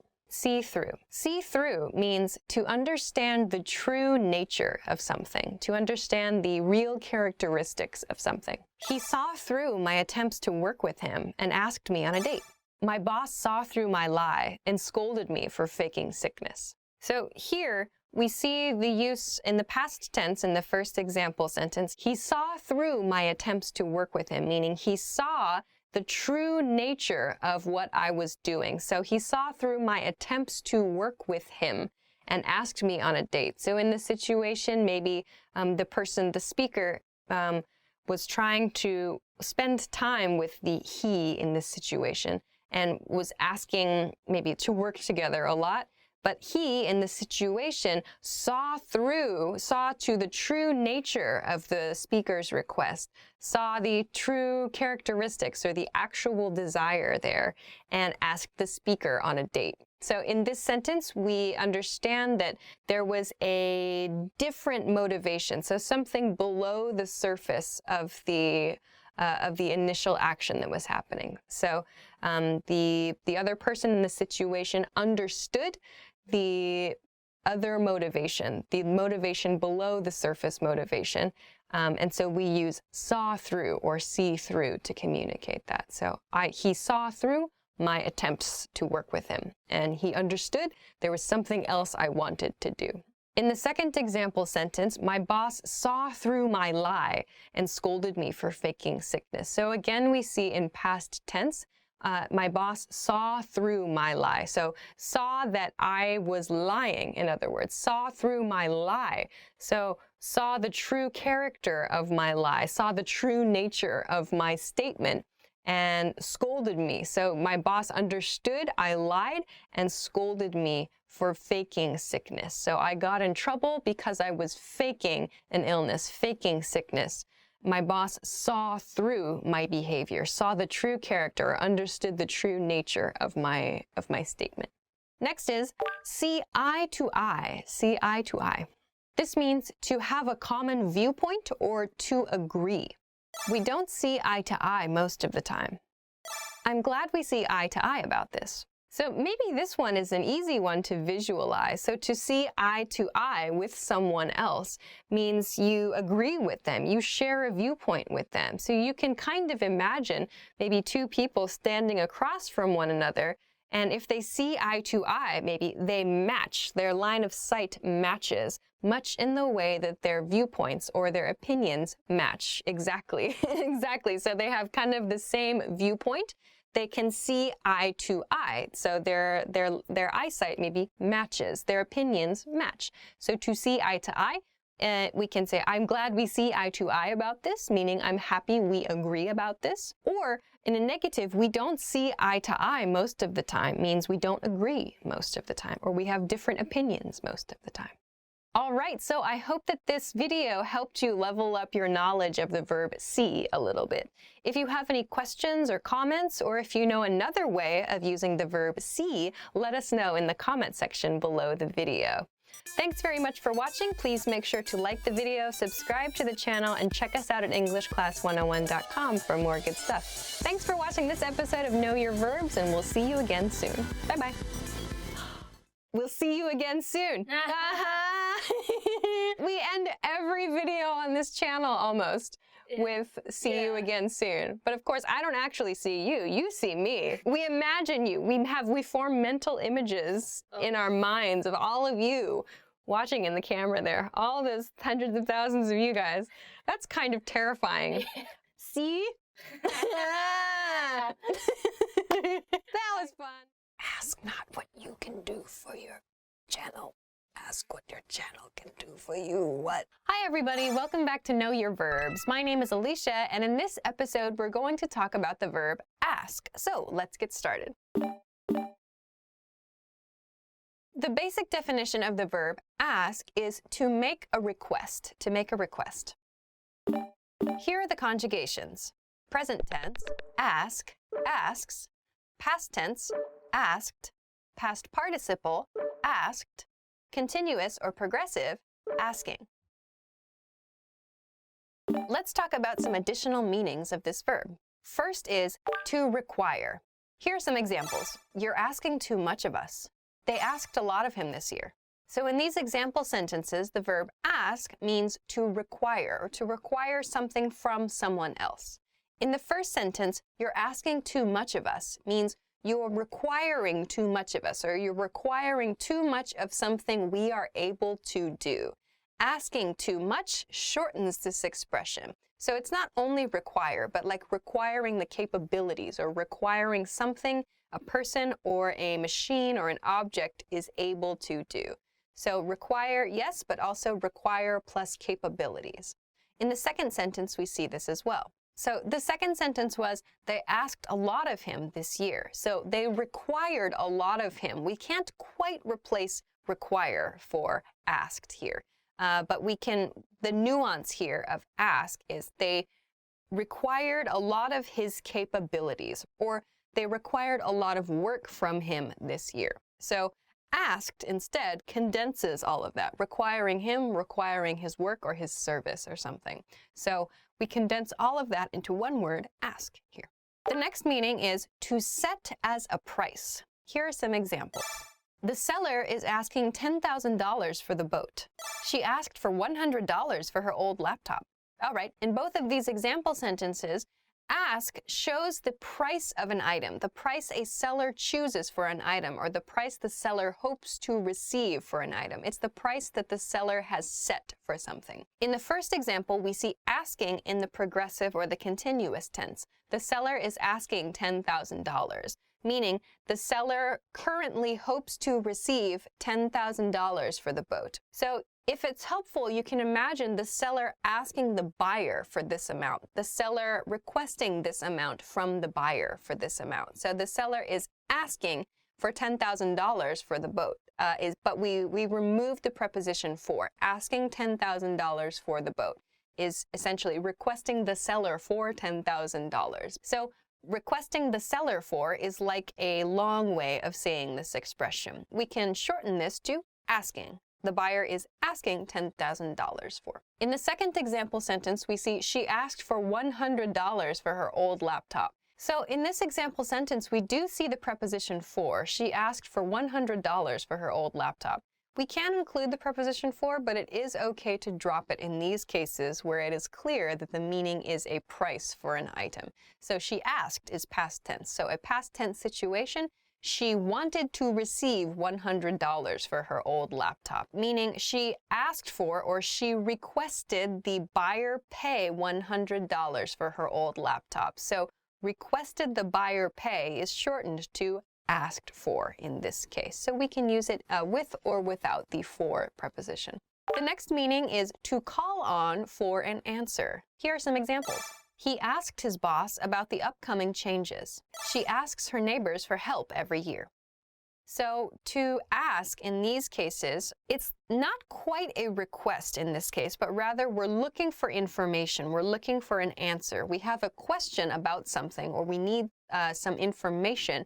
And so we inquire for information. I suppose you can think of it like making an information request in that way.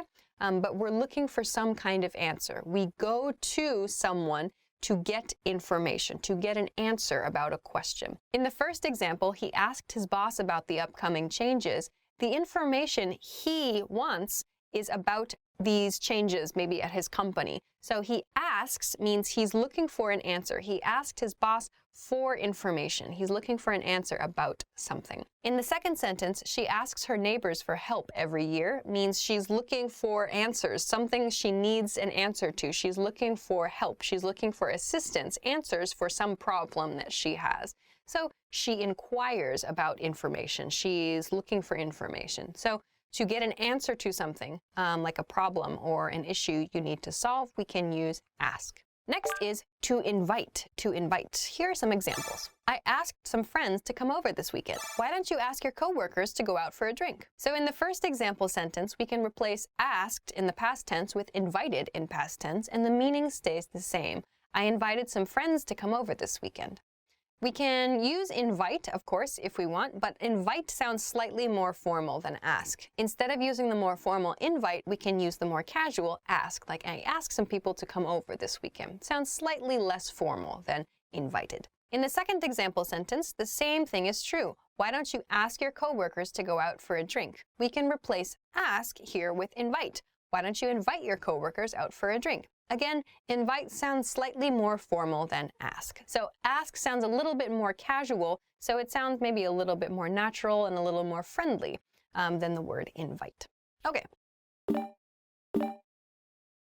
Now let's look at some other words we can add to ask to make different meanings. First is ask for it. ask for it. This means to behave in a way that invites punishment or retribution. So retribution means like it can refer to punishment, or it can refer to a reward as well, but in this case it's more for a negative reaction, Let's look at some examples. The drunk guy in the bar is shouting at everyone. He's really asking for it. Your boyfriend broke up with you? Well, you kind of asked for it. You never made time for him. So in these example sentences, we see some behaviors that maybe invite punishment or that invite a negative outcome.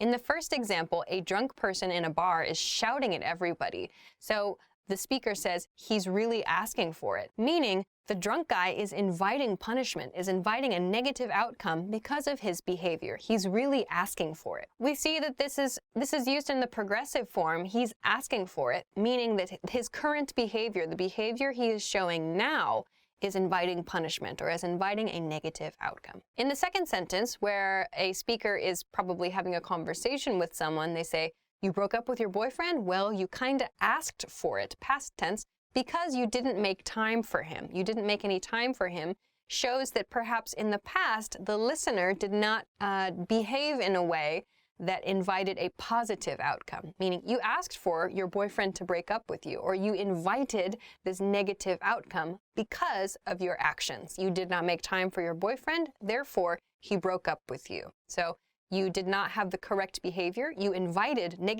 a negative outcome because of your actions. Okay, the next one is ask for trouble. Ask for trouble. This means to behave in a way that is likely to end in trouble. This is very similar to ask for it, but instead of just receiving punishment, it could just be a troubling situation that results. Let's look at some examples. That kid is running around kicking his classmates. He's just asking for trouble. Trying to enter the country without a passport is just asking for trouble. So in both of these sentences, we see asking for trouble is used in the progressive tense. So some action, doing some action, is likely to result in a troubling situation in the future. Perhaps it's not necessarily punishment, but it's going to cause trouble. It's going to cause a problem. In the first example, a kid running around kicking his classmates is a bad behavior, and it's going to invite trouble. In this case, it's probably going to be punishment, but to say he's really asking for it might suggest something a little bit too violent. Like to say he's really asking for it sounds a little bit too much for a little kid. So perhaps he's asking for trouble suggests that he's causing a troubling situation. The kid might not have like severe, strong punishment as a result of his actions, but he could end up in trouble because of his behavior. In the second example, trying to enter the country without a passport is just asking for trouble. It doesn't necessarily mean that there will be a punishment for trying to enter the country. While it might be likely that trouble does result or that punishment does result, it's more general to say just asking for trouble. So this action, trying to enter the country without a passport, this action is just asking for trouble, is inviting some troubling situation to occur. Okay, I hope that this video helped you level up your understanding of the verb ask. If you have any questions or comments, or if you know a different way of using the verb ask, please let us know in the comment section below this video. If you liked the video, please make sure to give it a thumbs up, subscribe to the channel, and check us out at EnglishClass101.com for some more resources. Thanks very much for watching this episode of Know Your Verbs, and I'll see you again next time. Bye-bye. Ask and you shall receive. Coffee. We've asked all the questions today. Goodbye. Verb, verb, verb. The verb is the word. Verb. That's hard to say. Hey everybody, my name is Alicia. Welcome back to Know Your Verbs. In this episode, we're going to talk about the verb work. Let's get started. The basic definition of the verb work is to fulfill duties for money or for compensation. Compensation means payment. So for example, salary or an hourly wage. So compensation. So to do things in exchange for money is work. This is a basic definition of the verb work. Now let's look at the different conjugations of this verb. Present tense, work, works. Past tense, worked. Past participle tense, worked. Progressive tense, working. Now let's talk about some additional meanings of the verb work. Meaning 1. The first additional meaning is to function correctly. To function correctly means an object is behaving, is functioning in the proper way. So let's look at some examples. My computer isn't working today. What happened? The mechanic fixed my car, and now it works perfectly. Meaning 2. Yeah. Okay, the second definition is to produce a desired effect or result, or to succeed at something. So some examples of this meaning. His plan is crazy, but I think it might work. I don't think that'll work. Fun fact, I took that example sentence, I don't think that'll work, from a video game called Indiana Jones and the Fate of Atlantis. I don't think that'll work. Next one is to control or to cause to labor. To cause to labor. So labor means like to fulfill your duties, to work as in the original basic meaning of this word. So let's look at some examples. Management worked the team way too hard last year. Today, we're working the computer remotely. Now, let's look at some variations. The first variation is work on, work on. Work on means to try to affect, or like to try to influence, to try to persuade someone. Some examples of this.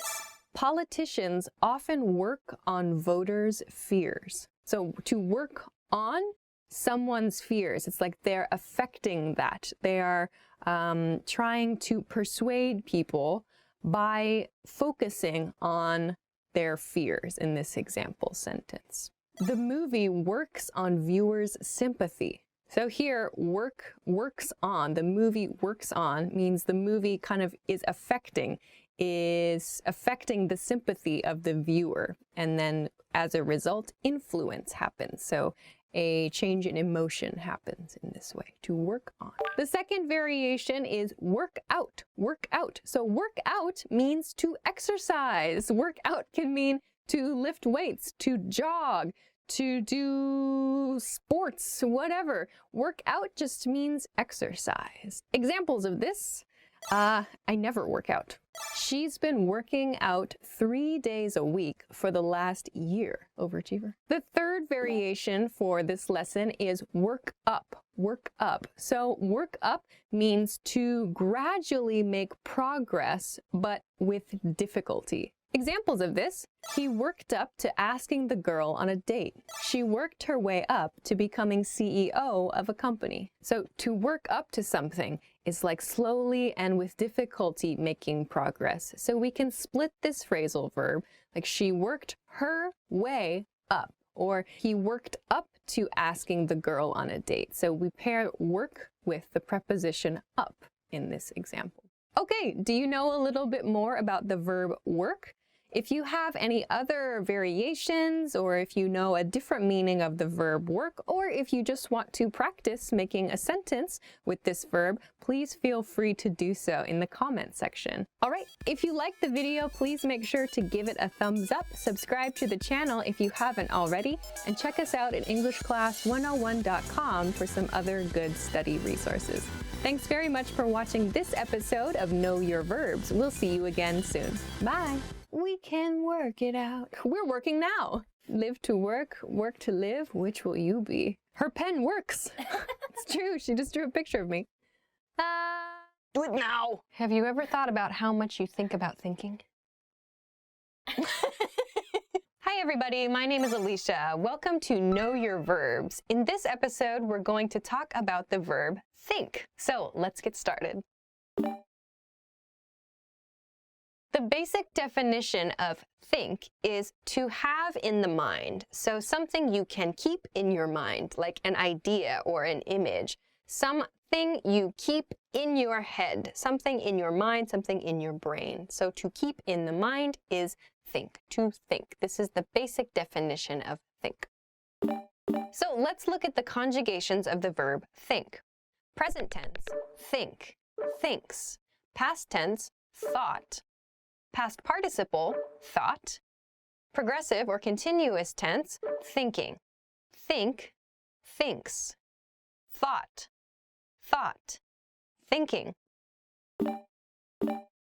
Okay, let's look at some additional meanings of the verb think. First is to consider or to reflect on or to ponder. It means consider something carefully or spend time considering something. So ponder means to think for a long time or to think hard about something. So consider carefully, reflect on. Examples. Can I have a day to think about this? He's thinking about what to do next. So in these example sentences, can I have a day to think about this? Taking one day to reflect on something, like before you make a decision, is a pretty common thing to do before like a big decision. So can I have a day to think about this means, can I have a day to consider this carefully? Or can I have a day to ponder this? In the second example sentence, he's thinking about what to do next means he's considering carefully his next step. He's considering carefully what he should do next. So thinking is used in the progressive tense here to show that he is currently, at this time, considering something carefully. But to consider carefully, we can make shorter and use the verb thinking. He's thinking about what to do next. Okay. Next is to create something by thinking, or to create something by considering. We usually use this with the word up after the verb think. We thought up so many crazy party ideas in college. She thought up a plan for product promotion. So both of these example sentences mean to create something by considering it in your mind.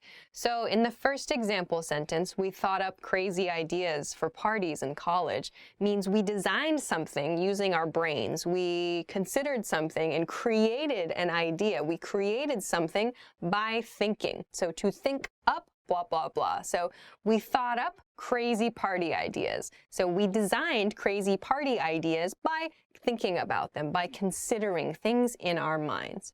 In the second example sentence, we see the same meaning, but for a business situation. She thought up a plan for product promotion. So in this case, past tense, she thought up, she designed a plan for product promotion. But when we say designed, it sounds maybe like she planned something on a computer, perhaps. When we use she thought up, it means she used her mind. She considered the ideas she had and created a plan in her mind for promotion of the product. So thought up uses the mind to create something.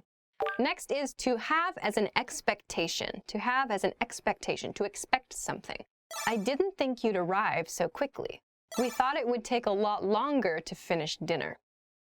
So in the first example sentence, we didn't think you'd arrive so quickly. It means the speaker expects that the listener would take longer to arrive, or the listener was going to arrive later than they actually did. So the speaker in this case had the expectation that the listener was going to arrive later. So they used the negative, we didn't think you'd arrive so quickly. So we didn't expect you'd arrive so quickly. We can replace the verb think with expect here, and it creates the same meaning, the same nuance, really. But think sounds a little bit less formal than expect. So we didn't think you'd arrive so quickly. The second example sentence is, we thought it would take a lot longer to finish dinner. Again, we had the expectation it would take a lot longer to finish dinner. We can replace the verb thought, past tense, with the past tense expected. We expected it would take a lot longer to finish dinner. So in this way, think, or in past tense thought, is used in exactly the same way as expected here. The next meaning is to consider suitability. To consider suitability. Let's look at some examples. I've never thought of him like a manager. We're thinking of her for a higher position. So in the first sentence, I've never thought of him like a manager. In this way, thought means I've never understood him to be suitable for the position of manager. That's a very long way of explaining this sentence. But to condense everything, we use the word thought. I've never thought of him as a manager. It means I've never considered him to potentially be suitable as a manager.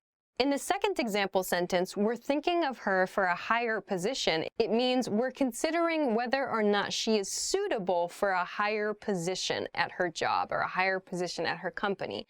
So in this way, thinking in the progressive tense means we are considering her suitability for a position, a higher level position. So you'll notice that the two example sentences included here are related to work. You'll see, though, that this meaning tends to be used a lot with jobs and maybe political positions, so kind of something maybe promotion related. So promotion related or kind of hierarchy related. You'll often hear this in work situations, employment situations. Let's look at some variations, some other words we can attach to think to create different meanings.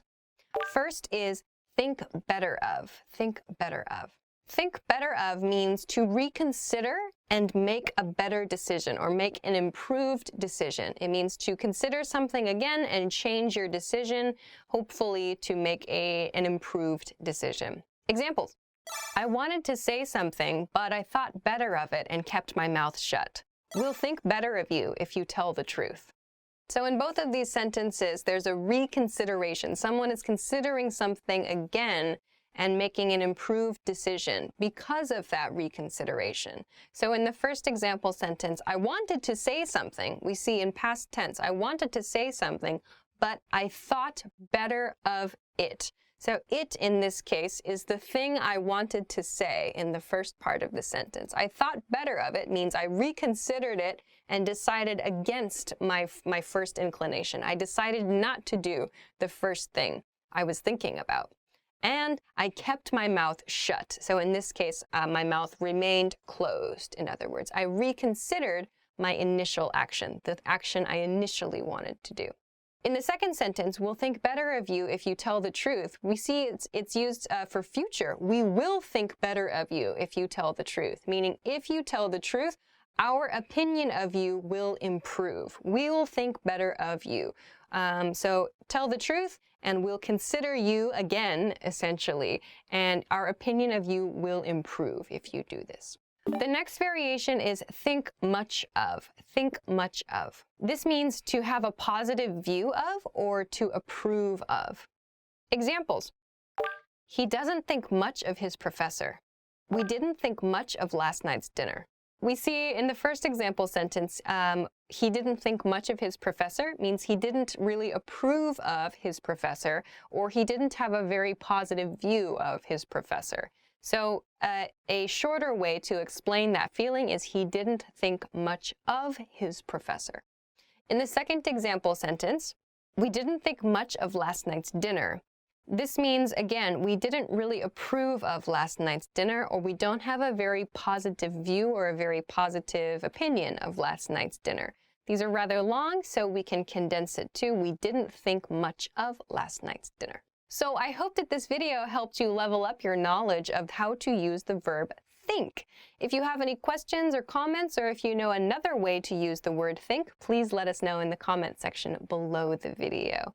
If you liked the video, please give it a thumbs up, subscribe to the channel, and check us out at EnglishClass101.com for other good things too. Thanks very much for watching this episode of Know Your Verbs, and I will see you again soon. Bye-bye. Oh, I think that your thought about my thought is a thinking thought. What? My name is Alicia, only for this episode. First is...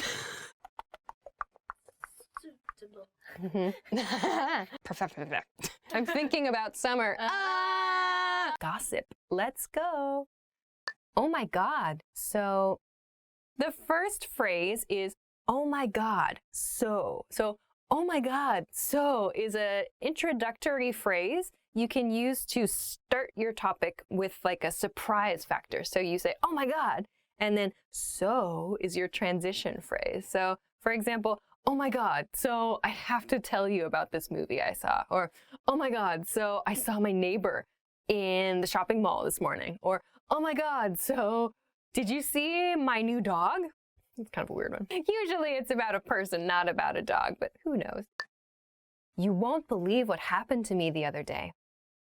The next expression is, you won't believe what happened to me the other day. You won't believe what happened to me the other day. meaning something happened to you and you think it's going to be a surprise to the person listening to you. You won't believe what happened to me the other day. So it's a very fast phrase because it sounds like you want to share very quickly. Like, you won't believe what happened to me. You can drop the other day if you want, or you can say, you won't believe what happened to me this morning. You won't believe what happened to me last night. You won't believe what happened to me this weekend. You won't believe what happened to me over my winter vacation. So that you won't believe what happened to me gets very, very quick and short. So examples, you won't believe what happened to me the other day. I ran into my ex-boss. Or you won't believe what happened to me the other day. I tripped and fell down a flight of stairs. Or you won't believe what happened to me the other day. I got a new parrot. Sure, I don't know. Maybe one of you can use that. Guess what? The next phrase is very short. The next phrase is like an exclamation, so an excited statement and a question. Guess what? Guess what? So guess what is inviting the listener to guess what happened to you. Guess what? The full question would be, guess what happened? Or guess what happened to me? But we only say, guess what? So guess what? And sometimes the listener guesses, and sometimes the listener just says, what? Usually the listener just says, what?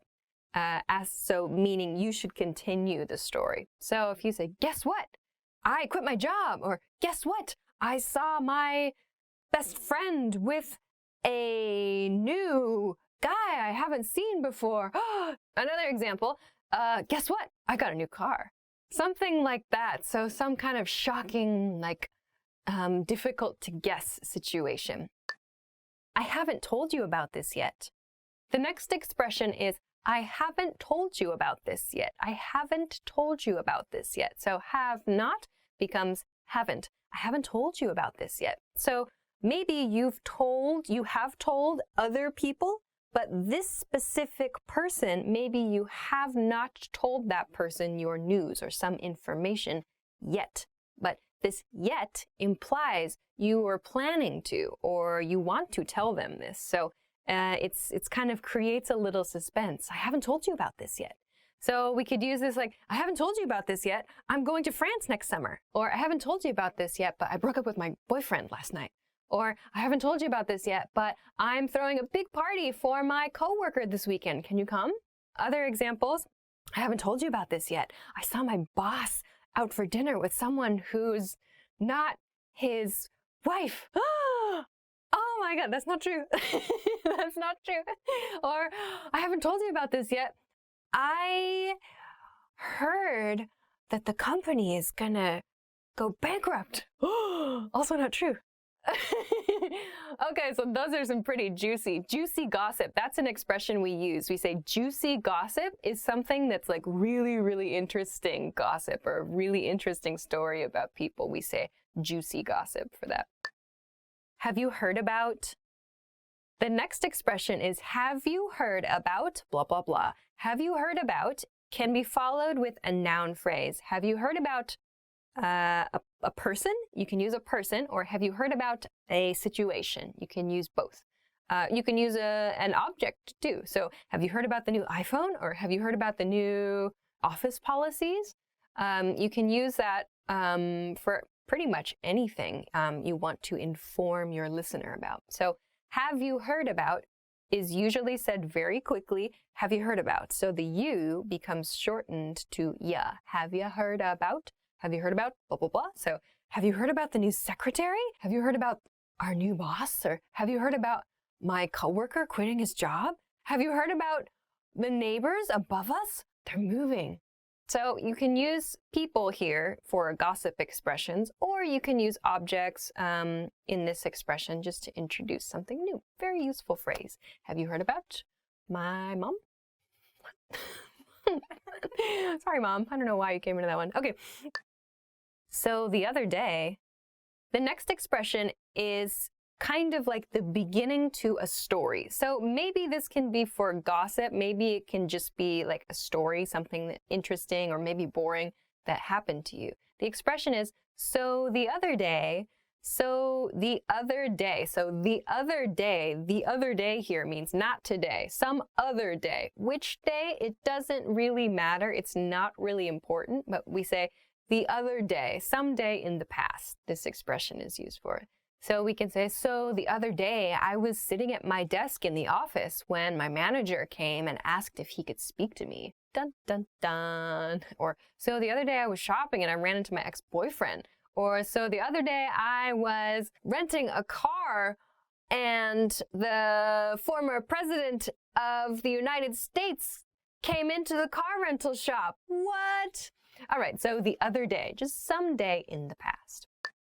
So I was talking with, and the next one you can use maybe for gossip sometimes, but also you can use for making plans. It's, so I was talking with someone and blah, blah, blah. So I was talking with someone means you were having a conversation at another time with a person and you want to kind of report information or share something from that conversation with the person listening now. So I might say, so I was talking with Risa and I think that we should plan a party for this weekend. What do you think? So I was talking with my team about this and I think that we should make some changes. So that's a very kind of everyday work situation use of this phrase. But you can also use it for gossip, like, so I was talking to my best friend and I think I'm gonna move. Or I was talking to my parents and I think it's best if we break up. Oh, so it can be for plans, it can be for gossip, it can be for just any conversation plus a report. What's up with the next expression is kind of a little like mysterious.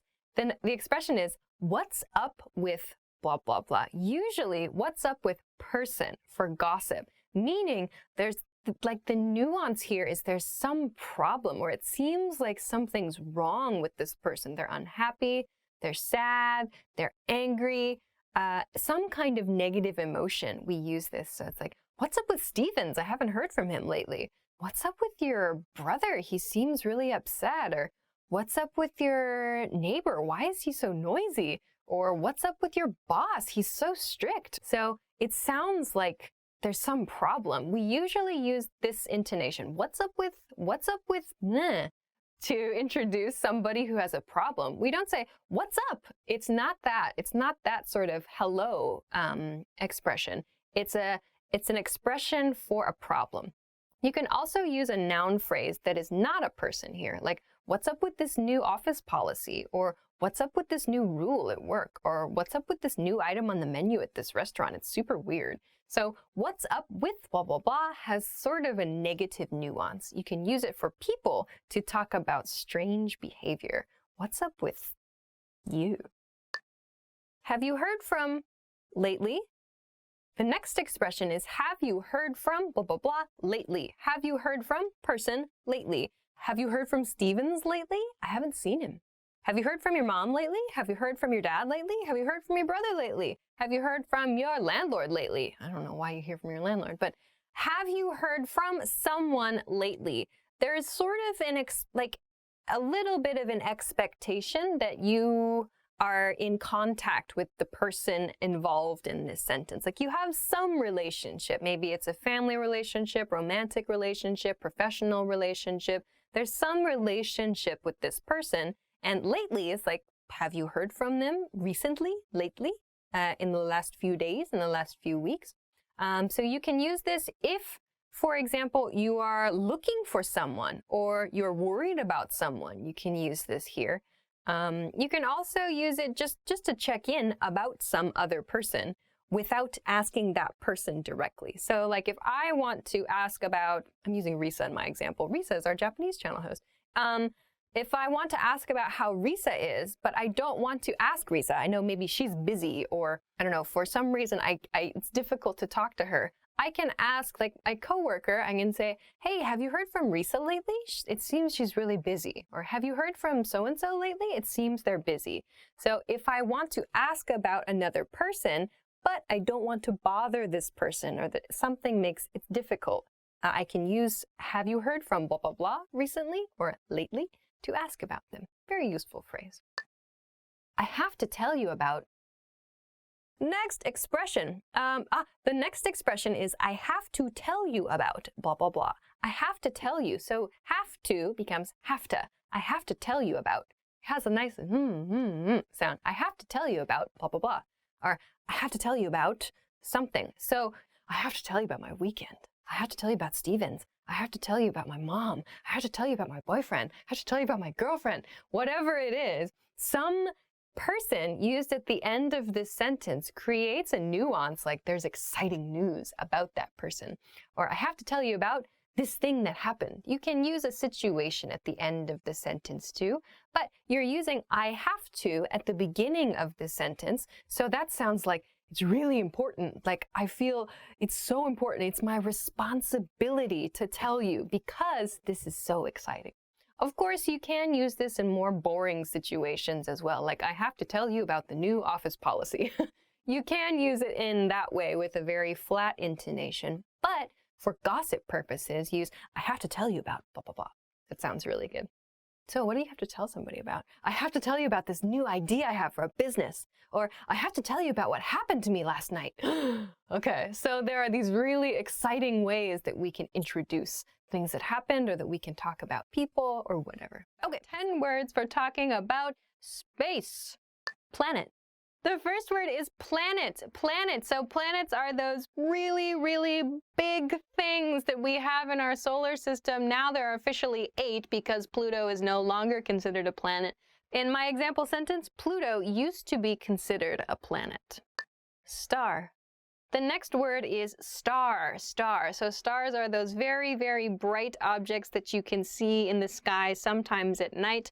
The closest star to us is the sun. The sun is a star, and we can see a lot of other stars if we look up into the night sky sometimes. In a sentence, it's hard to see stars from big cities. Solar system. The next expression is solar system. Solar system. So solar system, in our case here on planet Earth, refers to the system of planets and objects which are near our star. So our solar system, now there are 8 planets in our solar system. Used to be 9 planets. Sorry again, Pluto. 8 planets in our solar system. And then we can talk about other objects which maybe enter our solar system, like comets, for example, or a meteor, or some other events might happen in space within our solar system. So our solar system is the area surrounding our sun and our planets that we know of. In a sentence, Mercury is part of our solar system. Comet. The next expression is comet. A comet is actually an icy body that is slightly melting and then releasing gases. So that's what produces that look, a comet. Okay, in a sentence, comets are really cool. Meteor. All right, so yes, the next word is meteor, meteor, or just meteor. So essentially, meteors are different from comets because comets are made of ice. Meteors, however, are made of rock. So these are 2 different kinds of objects that move around in space. In a sentence, lots of meteors burn up before they pass through the atmosphere. Meteorite. The next word is meteorite. Meteorite. So this is an important distinction that many people don't know about, actually. This drives me crazy, too. So a meteor is the space rock. It's in space or it's in the atmosphere. A meteorite, however, is the rock if the meteor makes it, if the meteor can pass through the Earth's atmosphere and fall to the surface of the Earth, that rock then is called a meteorite. So in space, in the atmosphere, it's a meteor.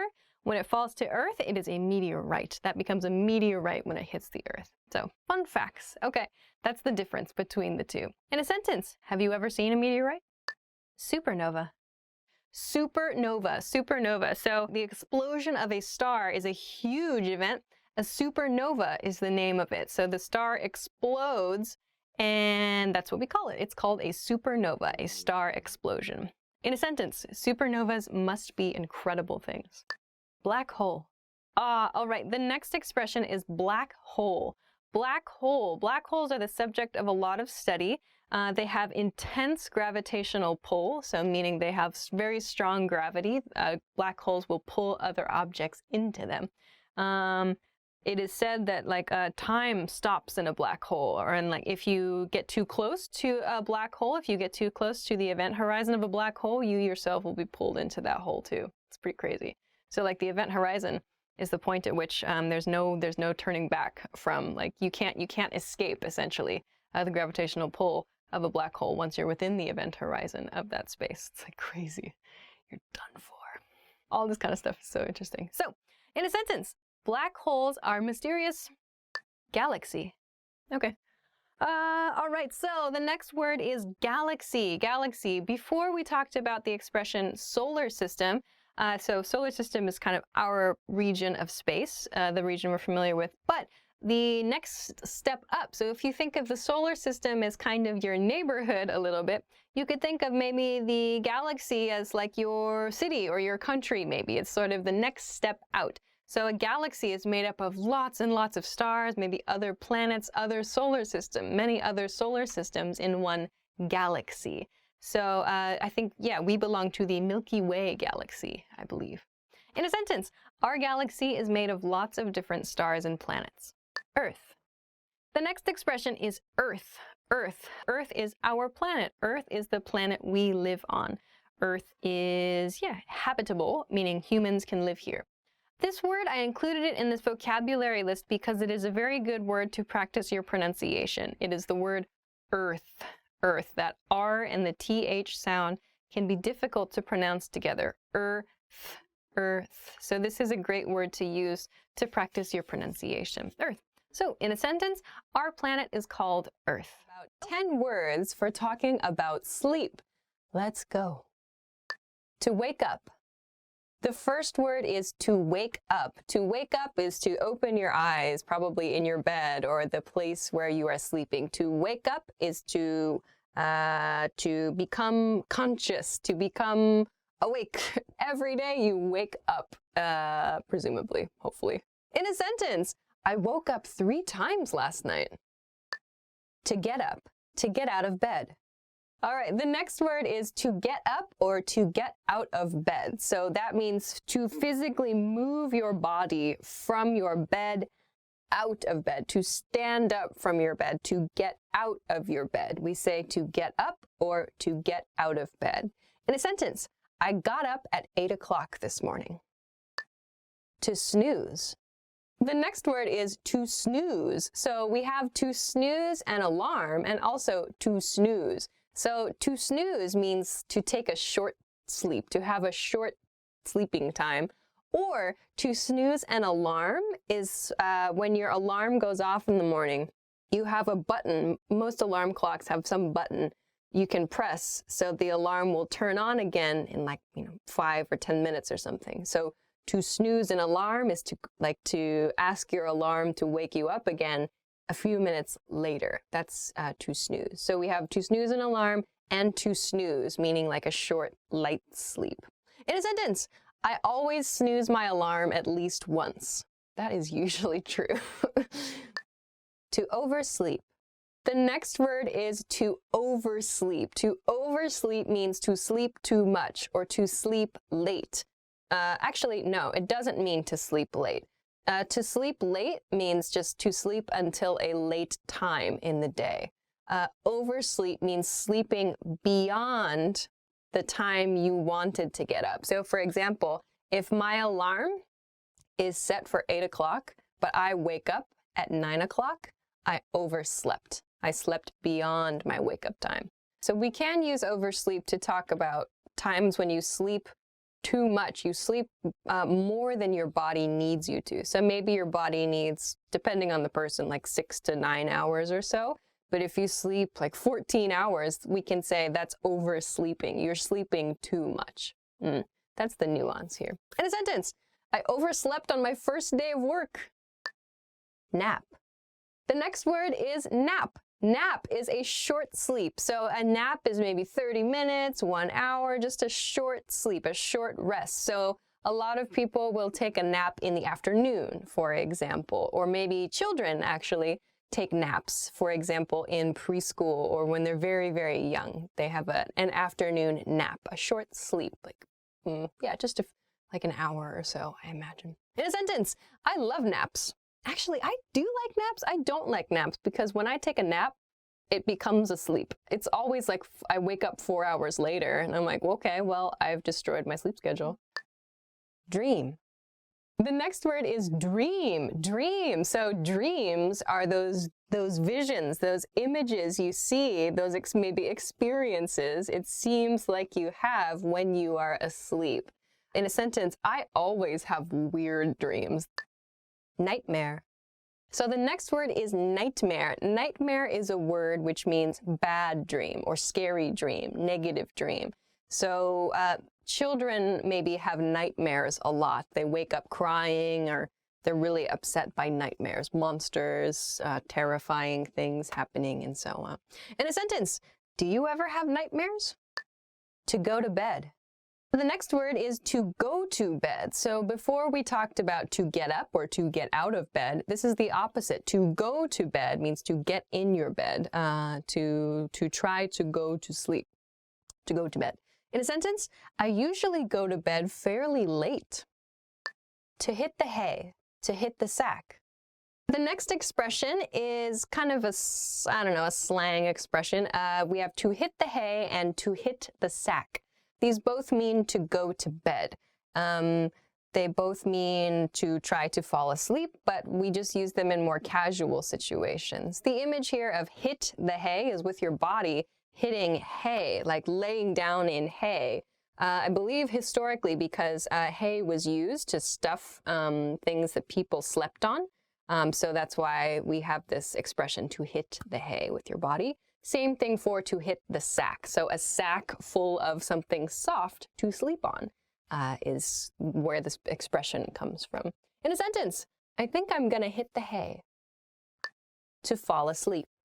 The next expression, it is to fall asleep. To fall asleep, you're in bed and you lose consciousness. You stop being aware. You are asleep.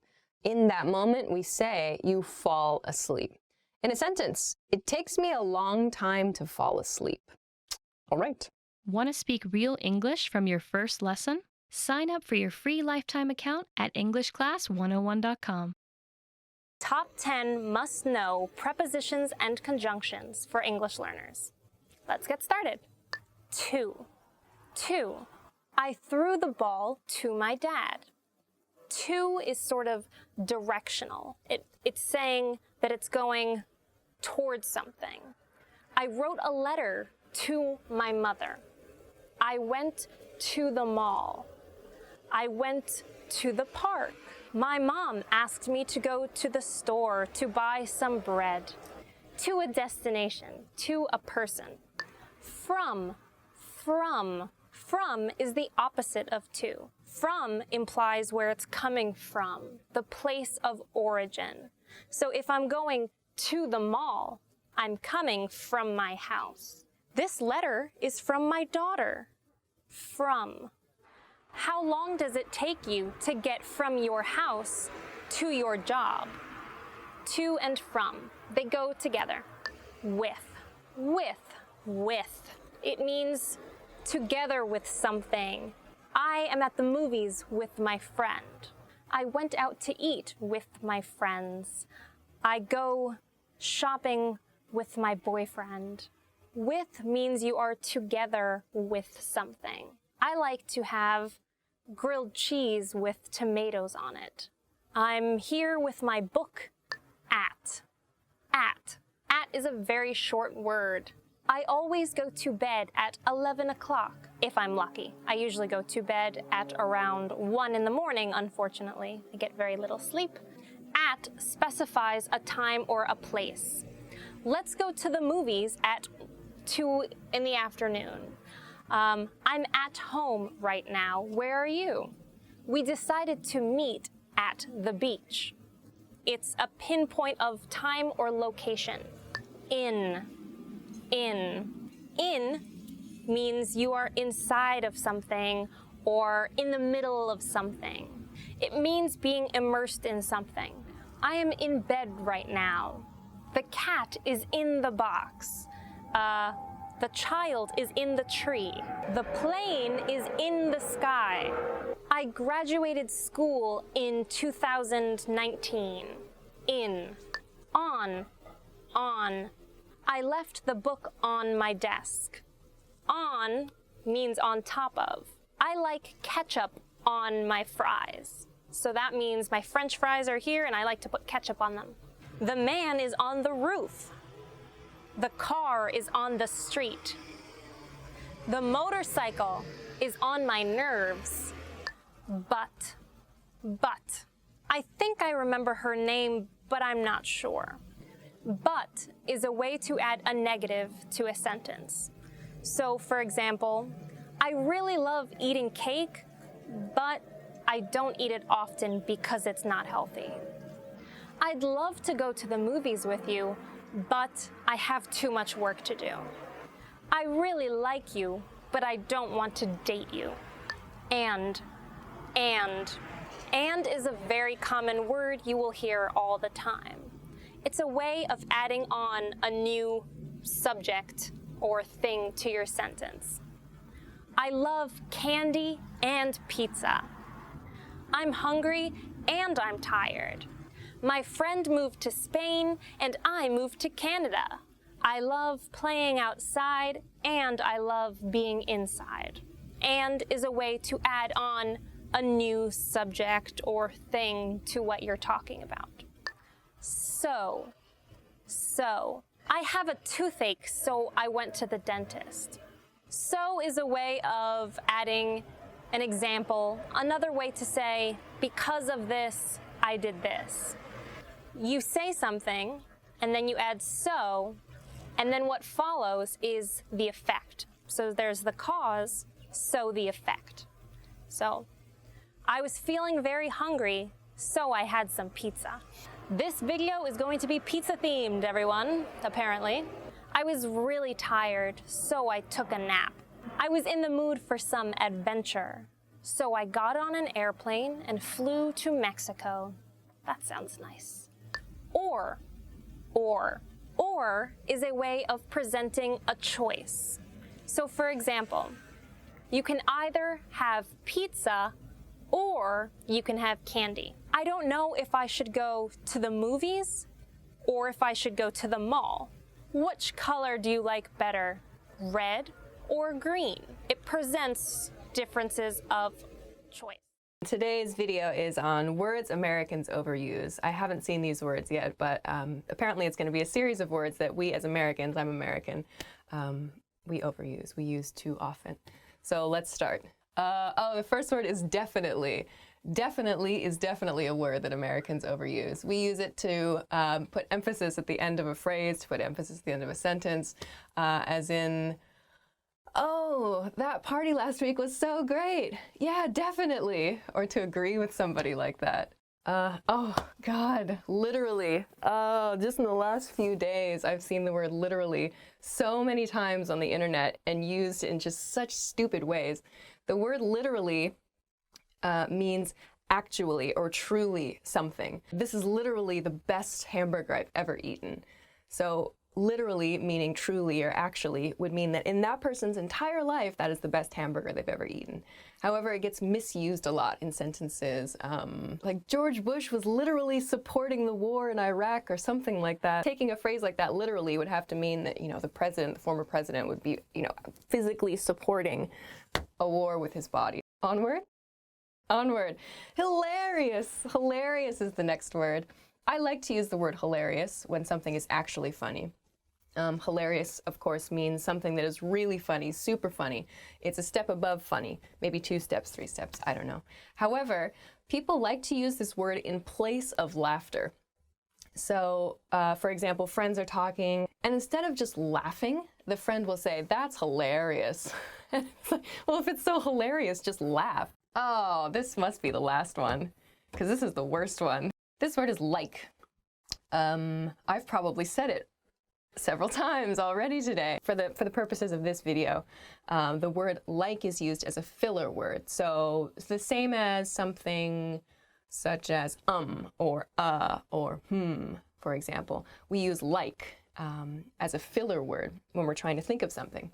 It's not uncommon to hear the word repeated like 3, 4, 5 times in a row when someone is thinking. They'll say, oh, you know that party that I went to?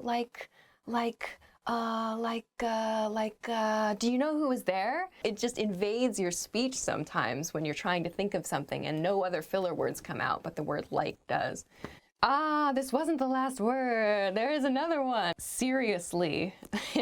Seriously is used. Oh, it's good for anytime you receive bad news. Well, not from your boss. It's a really casual word. But if you hear something like your friend lost their job, and you can sympathize with them or maybe empathize with them by saying, seriously? Oh, that's too bad. Or, oh, tell me, like, all your problems. Oh my God, I just used like. Ah, God. Oh, I hate myself. Is that the end? Want to speed up your language learning? Take your very first lesson with us. You'll start speaking in minutes and master real conversations. Sign up for your free lifetime account. Just click the link in the description.